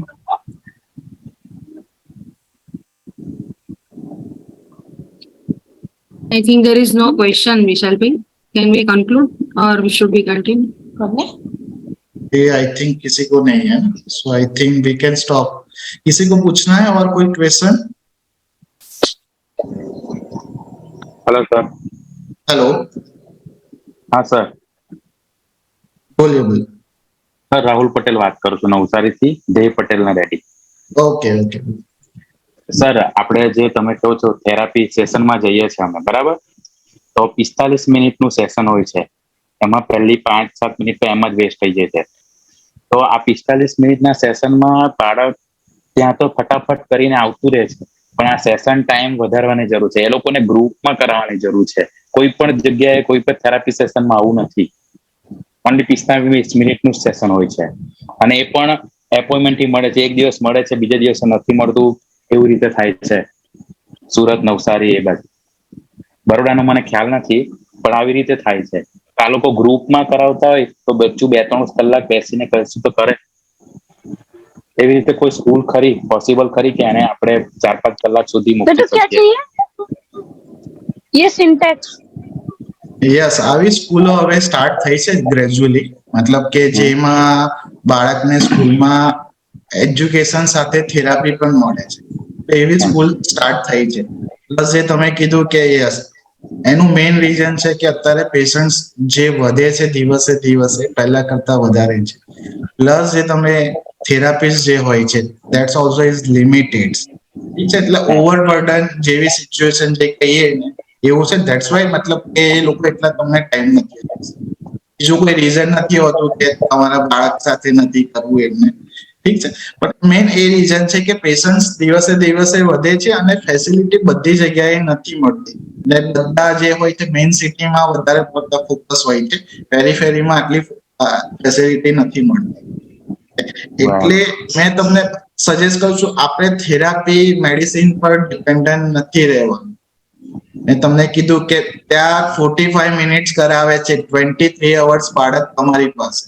હવે તમે વિચારો કે 45 મિનિટ્સમાં એ કરાવશો એમાં ઇમ્પ્રુવમેન્ટ્સ મળશે કે તમે કરાવશો એમાં એ તમને ગાઈડ કરી શકશે। They are the qualified person, એ તમને ગાઈડ કરી શકશે કે એમાં શું ઇમ્પ્રુવમેન્ટ, તમારે ઘરે શું એક્ટિવિટી કરાવી, આફ્ટર 2 મંથ્સ પછી આ ઇમ્પ્રુવમેન્ટ મળ્યું, અત્યારે શું કન્સર્ન છે, ઠીક છે। તો એ તમને ગાઈડ કરી શકશે। તો તમે એમની પર ડિપેન્ડન્ટ ના રહો। ઇવન ન્યુરોલોજીસ્ટ પર મેં તમને એક્ઝામ્પલ જે હમણાં આપ્યું, પેશન્ટ્સ ઉના રહે છે, એમને જાતે બધું કર્યું અને બાળક નોર્મલ કર્યું છે, બરાબર છે। ઠીક છે। એટલે તમારે કોઈની પર ડિપેન્ડન્ટ નહીં। અને તમને આટલા વર્ષો થેરાપી કરાઈ છે તો તમને ખબર પડી ગઈ કે થેરાપીમાં શું કરવામાં આવે છે, અને તમે ઘરે ગૂગલ પર સર્ચ કરીને, યુટ્યુબ પર સર્ચ કરીને તમે જાતે કરી શકો। ઓકે સર, ઓકે, હા, thank you sir. Hello hello sir. Hello, yes yes. Hello, हाँ सर, હું જયના મમ્મી જ બોલું છું। હવે ધ્યેયને તો સિવિયર ઓટિઝમ છે બરાબર, એના ડેડીએ વાત પણ તમને કરી હતી.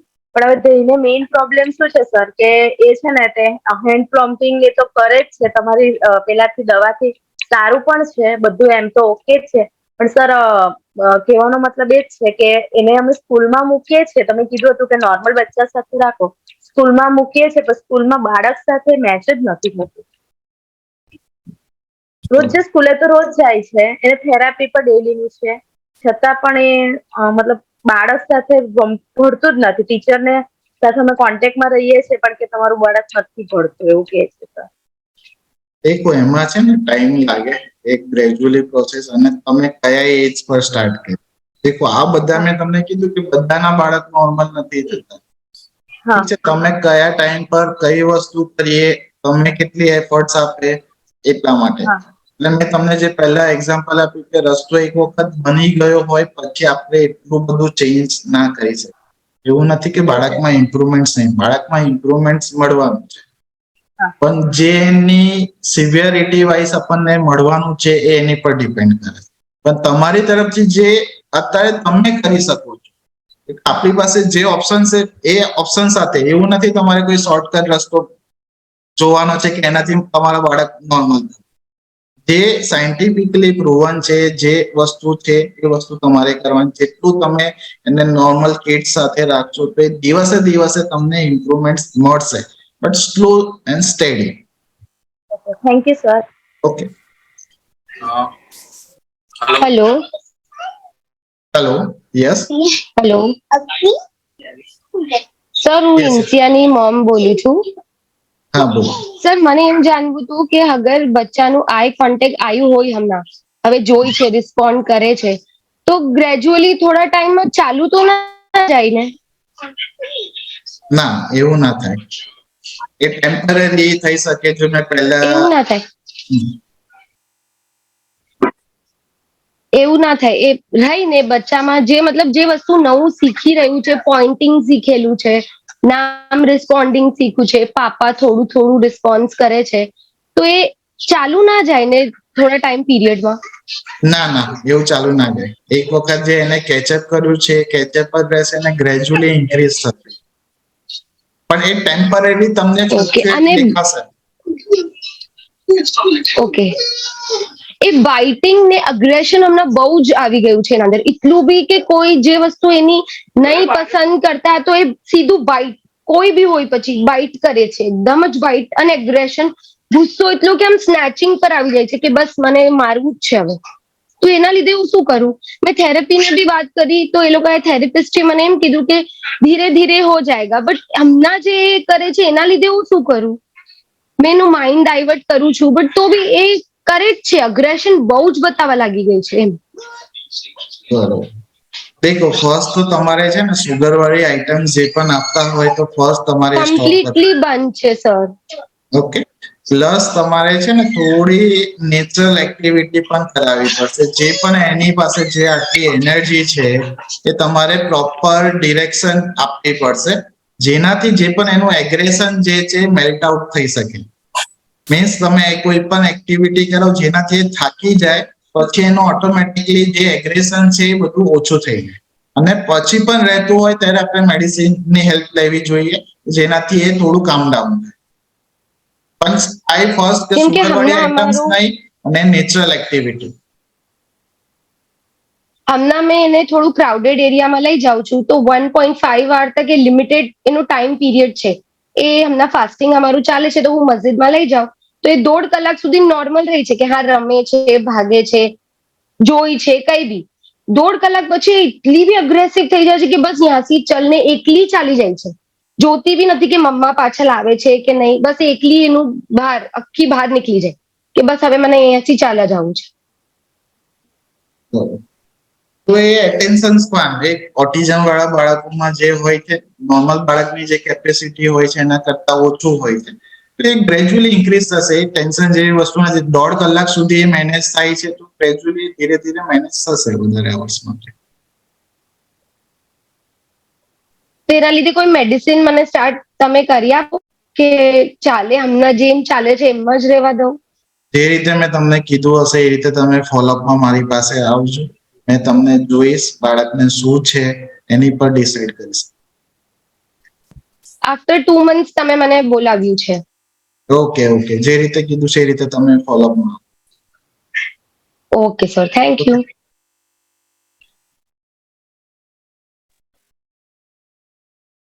हेलो सर मुझे भी कुछ कहना है. हाँ बोलिए. Yes yes. हेलो. हेलो, हाँ बोलिए बोलिए. Good evening sir. Vishal sir, मैं अनुपम चौधरी बोल रहा हूँ, दृष्टि चौधरी का फादर. ओके और आपसे जस्ट 2-3 दिन पहले कंसल्ट करके आया था सर.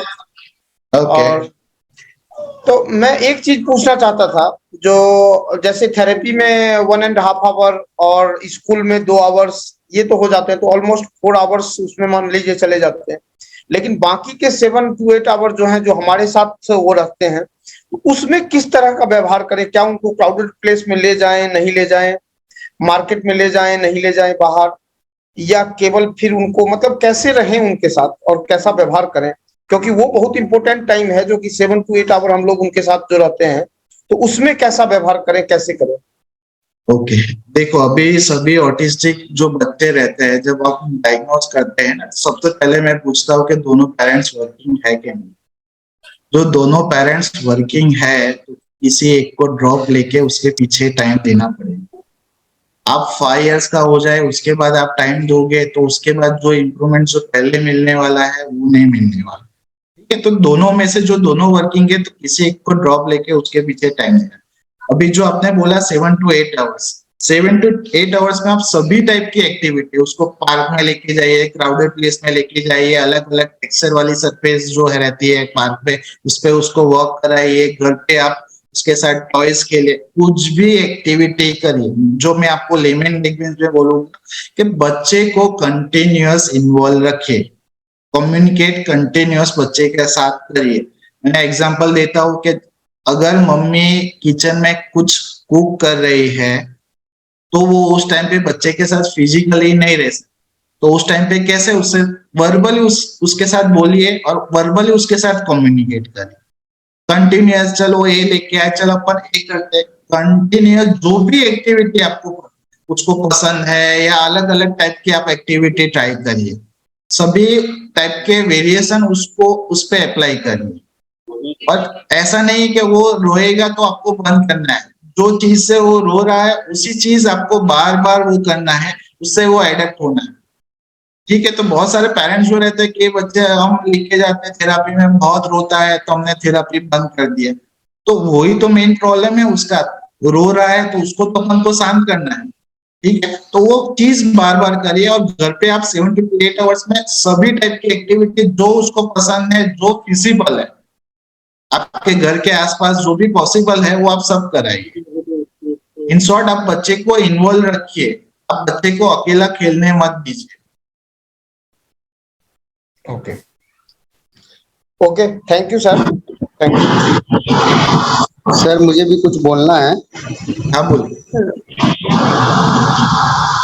सर मेरा नाम कार्यानंद प्रसाद है, शिवांग का फादर हूँ.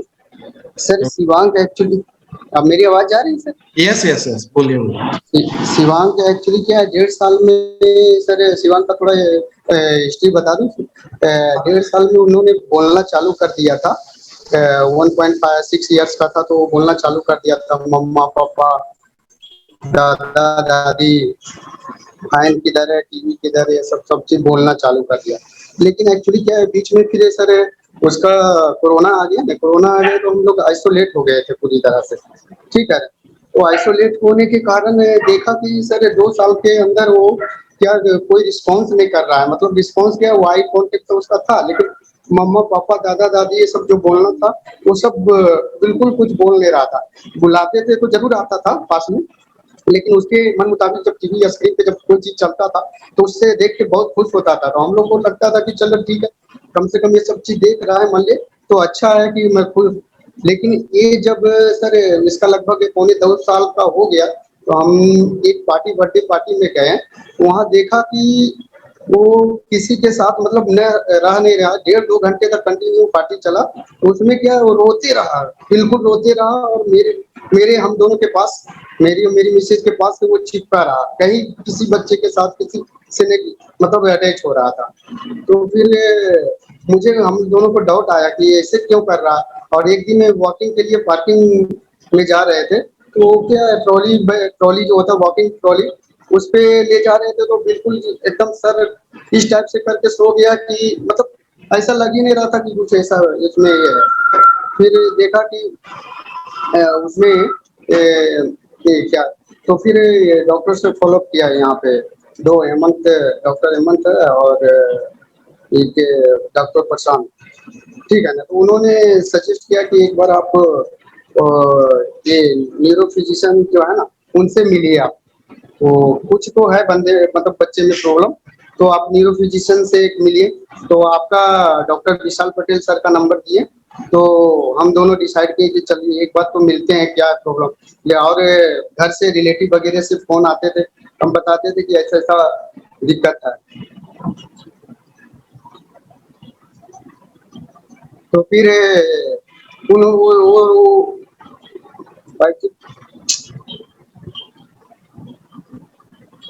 एक्चुअली उन लोग बोलते थे कि आ जाएगा, कोई दिक्कत नहीं है, मतलब समय लगेगा, लेकिन हो सकता है कि लेट से बोलना चालू करे चाहे।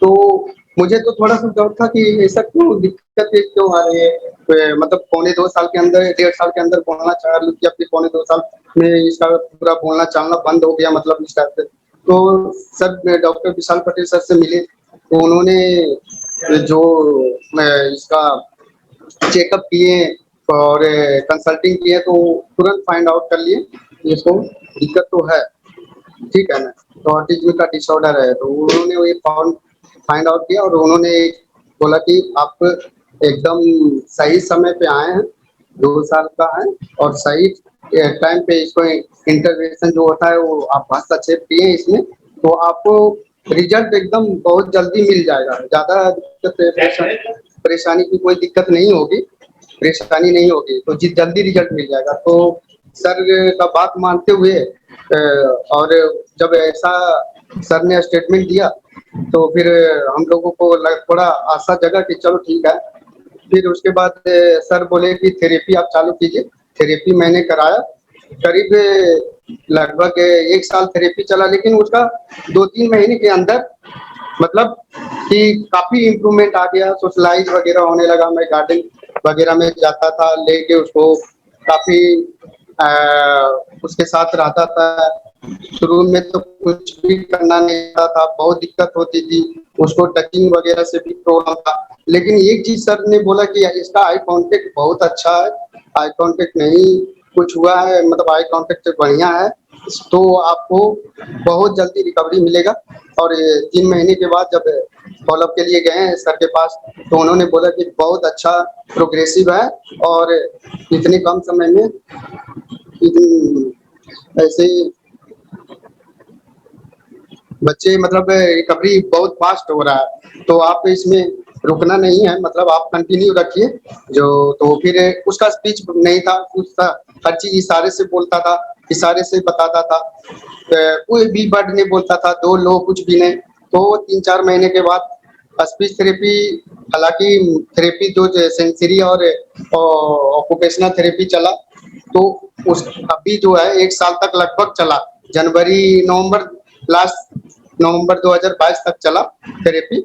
स्पीच थेरेपी के लिए बोले, लेकिन स्पीच थेरेपी में एक्चुअली क्या हमको हमें ज्यादा कुछ फायदा नहीं मिल रहा था, लेकिन स्पीच थेरेपी। और सर एक चीज और बोले कि इसको स्कूलिंग चालू रखना है, प्ले ग्रुप में, और बच्चों के साथ जितना इंटरेक्शन हो उतना अच्छा है। ग्रुप में बच्चे के ग्रुप में जितना रखोगे उतना बेहतर आपको रिजल्ट मिलेगा, और आप लोग भी मेहनत करो इसके साथ।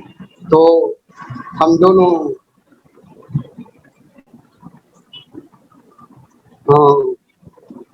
काफी उस समय दिक्कत हुआ, बहुत सारा आई। हेलो, आवाज जा रही सर? यस यस, बोलिए बोलिए। तो हमने काफी घर पे भी मेहनत किया और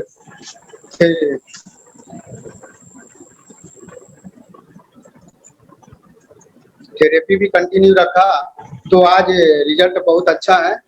अभी अभी सर बोले कि थेरेपी की कोई जरूरत नहीं है और स्पीच भी काफी इम्प्रूवमेंट हो गया, मतलब अभी पूरा सेंटेंस के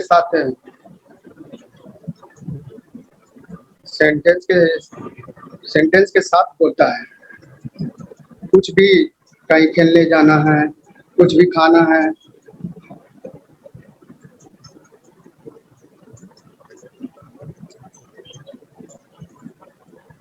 thank you. Hello, hello, yes, नक्स की मम्मा बोल रही हूँ। हम बोलिए। सर, मेरा नक्स है, वो हाइपर एक्टिव है। उसको देख के मेरी 1.5 साल की लड़की है, वो भी एक्टिव है। तो ऐसा कुछ हो सकता है कि उसको देखकर वो भी हाइपर एक्टिव हो सकती है, कैसा कुछ? देखो, ऐसा नहीं रहता है कि एक बच्चे को देख के, बट ये कुछ लक्षण मिलता है और जो सिबलिंग रहता है तो उसमें कुछ लक्षण सिमिलर रहता है, ठीक है। तो वो उसकी वजह से वो थोड़ा सा हाइपर रहेगी, पर उसकी वजह से लॉन्ग टर्म में उसकी वजह से कोई प्रॉब्लम नहीं होगी। दैट्स अ फॉर द, अभी वो छोटी है इसीलिए। Thank you.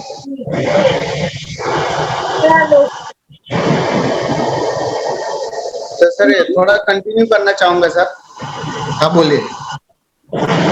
तो सर अभी विशाल सर लास्ट जब नवंबर में उसका मतलब नवंबर में जब उन्होंने बिल्कुल बोले कि थेरेपी बंद कर देना है, अभी कोई जरूरत नहीं है, खाली एक दवा चल रही है उसका, जो उसके विटामिन का है दवा। बाकी स्कूल के लिए उन्होंने काफी एक ग्रुप थेरेपी में जितना रखो उतना अच्छा, बच्चे के साथ गार्डन पार्किंग और उसके साथ इन्वॉल्वमेंट हो, तो वो काफी इम्प्रूवमेंट है। और स्पीच अभी काफी बहुत सही बोलता है, मतलब पूरे सेंटेंस के साथ बोलता है। कुछ भी हमको जाना है, मार्केट जाना है, स्कूल जाना है, हमको खाना दो, हमें ये चीज खाना है। लेकिन सर कभी कभी थोड़ा सा उसके साथ ही अभी देख रहा हूँ कि सर ऐसा प्रॉब्लम आ रहा है कि जिद बहुत ज्यादा करता है, बहुत जिद्दी हो जाता है कि हमें चाहिए तो चाहिए, ऐसा जो चीज नहीं भी चाहिए वो चीज चाहिए उसको। जैसे कुछ चीज पसंद है, चॉकलेट वगैरह पसंद है, कोई देख लिया कि उसकी सिस्टर वगैरह खाते हुए कभी देख लिए, तो वो बोलता है कि हमें ये चीज चाहिए तो चाहिए, नहीं तो उसके लिए सामान गिराना चालू कर देता है, कुछ भी आइटम उसके सामने मिला। देखो, वो टेंट्रम्स है, जो बच्चा जो स्टबर्ननेस जो बोलते हैं वो रहता है। पर वो आप कैसे कि उसके साथ डिसिप्लिन के रहते, मतलब जो रहता है, मैंने जो आपको बोला मंथ में एक आध बार आप उसको दे सकते हो, उसको ऐसा लालच देके कि अभी तू ऐसा करेगा तो तुझे ये मिलेगा, ठीक है। तो ऐसे उसके साथ बिहेव करना चाहिए और उसके बाद वो धीरे धीरे बड़ा होगा तो वो चला जाएगा। वो ऑटिज्म के रिलेटेड नहीं है, दैट इज अ नॉर्मल बच्चों में भी रहता है स्टबर्ननेस जो बोलते हैं, ठीक है। अब उसके साथ आपको कैसे टेकल करना है, उसके साथ म्यूचुअल अंडरस्टैंडिंग रख, आप उसको जो प्रॉमिस कर रहे हो वो उसको आपको फुलफिल करना है।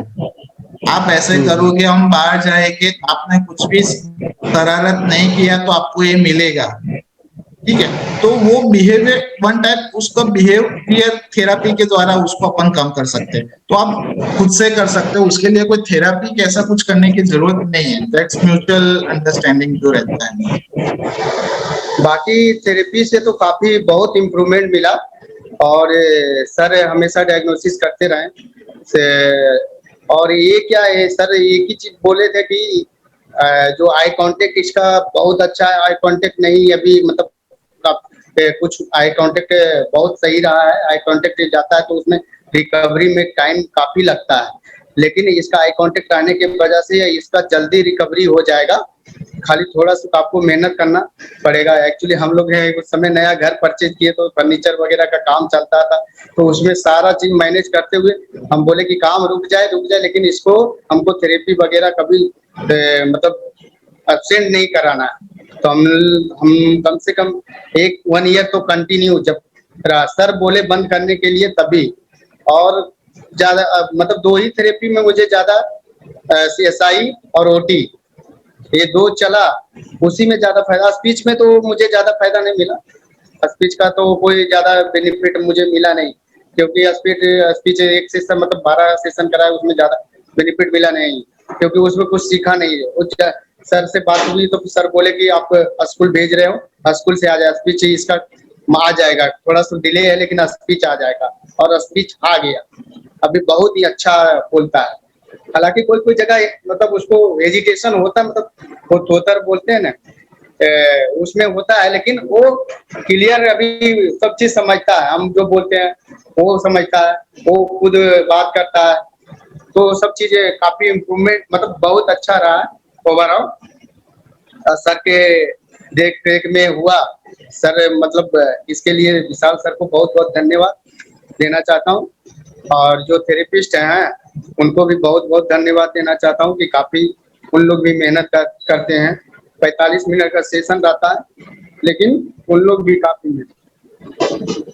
देखो अभी इसमें सबसे बड़ा रोल आपका है, आपकी वजह से आपका बच्चा नॉर्मल हुआ है। जो भी हमने इंस्ट्रक्शन आपको दिया, मैंने थेरापिस्ट ने, वो जो आपने फॉलो किया, अपने डॉक्टर्स थेरापी पे बिलीव किया, उसकी वजह से आपको रिजल्ट्स मिला है। और मैं जो बोलूंगा, जो भी बच्चा नॉर्मल जो होता है उसमें पेरेंट्स का सबसे ज्यादा रोल रहता है। कोई न्यूरोलॉजिस्ट का नहीं रहेगा, कोई थेरापिस्ट का नहीं रहेगा। पेरेंट्स को एक्सेप्टेंस कितना है, कितना बिलीव है डॉक्टर्स और थेरापी पे, और आप कितना इंस्ट्रक्शन फॉलो कर रहे हैं, ठीक है, तो उस पे ज्यादा डिपेंडेंट रहता है। वो एक पर्सन की वजह से बच्चा नॉर्मल नहीं होता है, ठीक है, तो इसमें आपका रोल सबसे ज्यादा है। हाँ, वो आप जो बताए ना सर कि लास्ट में सेशन में कि इसमें डॉक्टर, थेरेपिस्ट और पेरेंट्स, ये तीनों का इन्वॉल्वमेंट जब तक नहीं रहेगा, और पेरेंट एक्सेप्ट जब तक नहीं करते हैं, मतलब आप शुरू में जो लास्ट स्लाइड में बताएं कि पेरेंट्स को एक्सेप्टेंस करना जरूरी है, तभी आके आपका बच्चा सही हो पाएगा। बहुत ऐसा रहते हैं, जैसे मान लीजिए कोई रिलेटिव वगैरह को बताते थे तो बोलते थे कि हो जाएगा सही, लेकिन मुझे खुद मतलब ट्रस्ट नहीं था कि बच्चा बोल के उसके बाद में बोल रहा है, फिर प्रॉब्लम तो है कुछ। फिर 2-3 डॉक्टर दिखाने के बाद फिर नए उस दिन जब अगर पढ़ने में नहीं जाते तो हो सकता लंबा खिंचाता, उसके कारण से फिर उस दिन जब गया सारा प्रॉब्लम हुआ, तो फिर मैंने फिर आइडेंटिफाई किया, फिर उसके बाद सर से मिले तो फिर जाके पूरा कहानी सॉल्व हो पाया। Thank you so much. अभी doctor Rinki. Vishal, and good evening, Bhai. This is Alka Smart from Disha Autism Center. Yes, First of all, I want to Alka, welcome to you. Thank you for doing everything. I've been listening to you and Vishal Bhai and all the parents, and I think this is such a wonderful initiative that you have taken, and a lot of learning is happening over here. So congratulations and thank you to both of you. We are proud of people like Vishal and people like you. You have been the mainstay of the therapy, and I appreciate, Vishal has been so patient, and it's almost 1 hour and 45 minutes and he's still going strong. And Alka, thank you so much. Disha has done so much for so many children across Vadodara for last 24 years. I'm really, really thankful to you. Thank you so much. And I'm going to take some more time now because I want to share a very, strange incident. Manoj bhai, you know Siddharth, right? Our student for the last 2 decades now. He came to Disha as a child, and a lot of therapies, lot of training, and we prepared him to be very independent. And he was doing data entry and some other jobs on the computer. And we got him a job in a multinational company. He was working, enjoying himself, and every Saturday he was coming to Disha. And suddenly this COVID happened, and for 2 years almost he couldn't go to office because there was work from home. And when he was going to the office, he had a mentor over there who would be guiding him. Okay, now you do this, abhi ye enter karo, abhi aise karo. So he lost all that, and those 2 years at home, he has forgotten everything. Or I don't know whether he's pretending that he has forgotten, but he doesn't want to sit on the computer or do any work on computer. Now he wants to go and sit with the art therapist, do artwork, do some embroidery. And the moment you tell him, Siddharth, let's do some data entry again, he point blank refuses. And we are not very sure whether we should force him to sit on the depression, computer. Alka. This may be depression. Vishal, do you think that the 2 years of COVID has Manoj bhai, he doesn't look depressed from any angle. He's happy, he may laughing, not look- interacting. No. Sometimes they get fed up of that particular thing which they have been doing for years together, and why so many times we don't have an answer. Vishal, you must have seen, during Yes. COVID.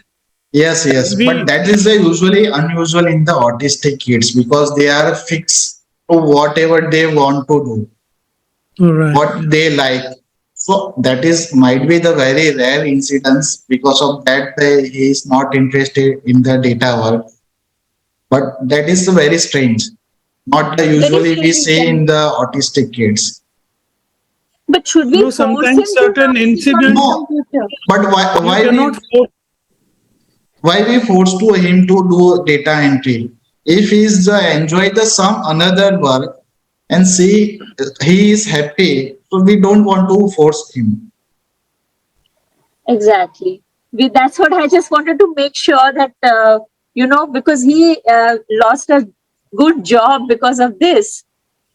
He could be still working otherwise.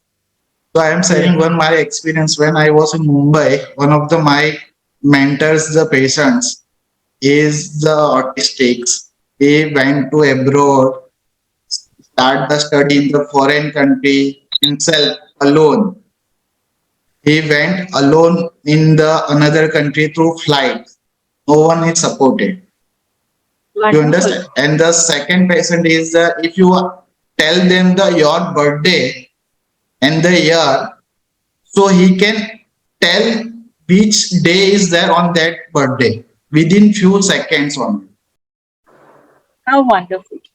And one of Similar the to Baroda kids also, one of the autistic kids, the rank in the Limca book, first rank, with competition with the normal kids. So many of the patient is that's not the autistic kids के पास कुछ कर नहीं सकते. Yes, there are something is different, but वो जो उनको पसंद जो रहता है वो ज्यादा अच्छी तरह कर पाते. जो ऑटिस्टिक जो मैं आपको बताया कि 6-7 इयर्स के बाद अपन को पता they are not becoming normal life. तो वो जो चीज करते हैं हम पेरेंट्स पूछते हैं कि इसके फ्यूचर के लिए हम क्या सोचे.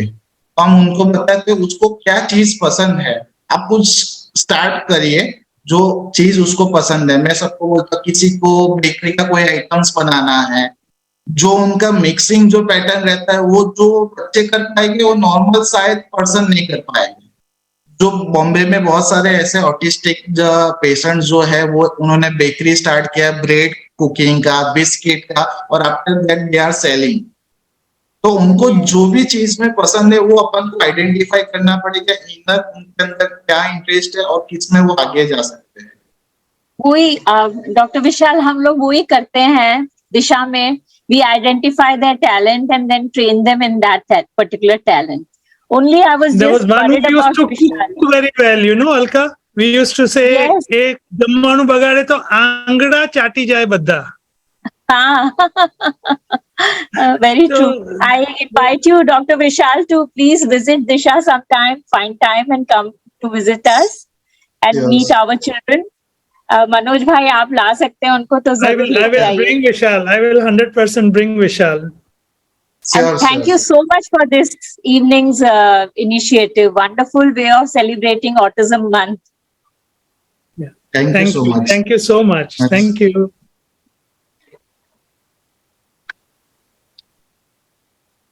Shall we conclude now? Yes. Yeah, Rinki. Thank you for staying back for so long. Yes. No, sir, it was really interesting. When we hear the real stories now, it also sensitizes us because they are facing lots of problems and True. I'm having sympathy with all the parents who are facing all these problems. On behalf of Academy of Pediatrics Vadodara, હું doctor Rinki Shah, secretary છું paediatric એસોસિએશનમાં.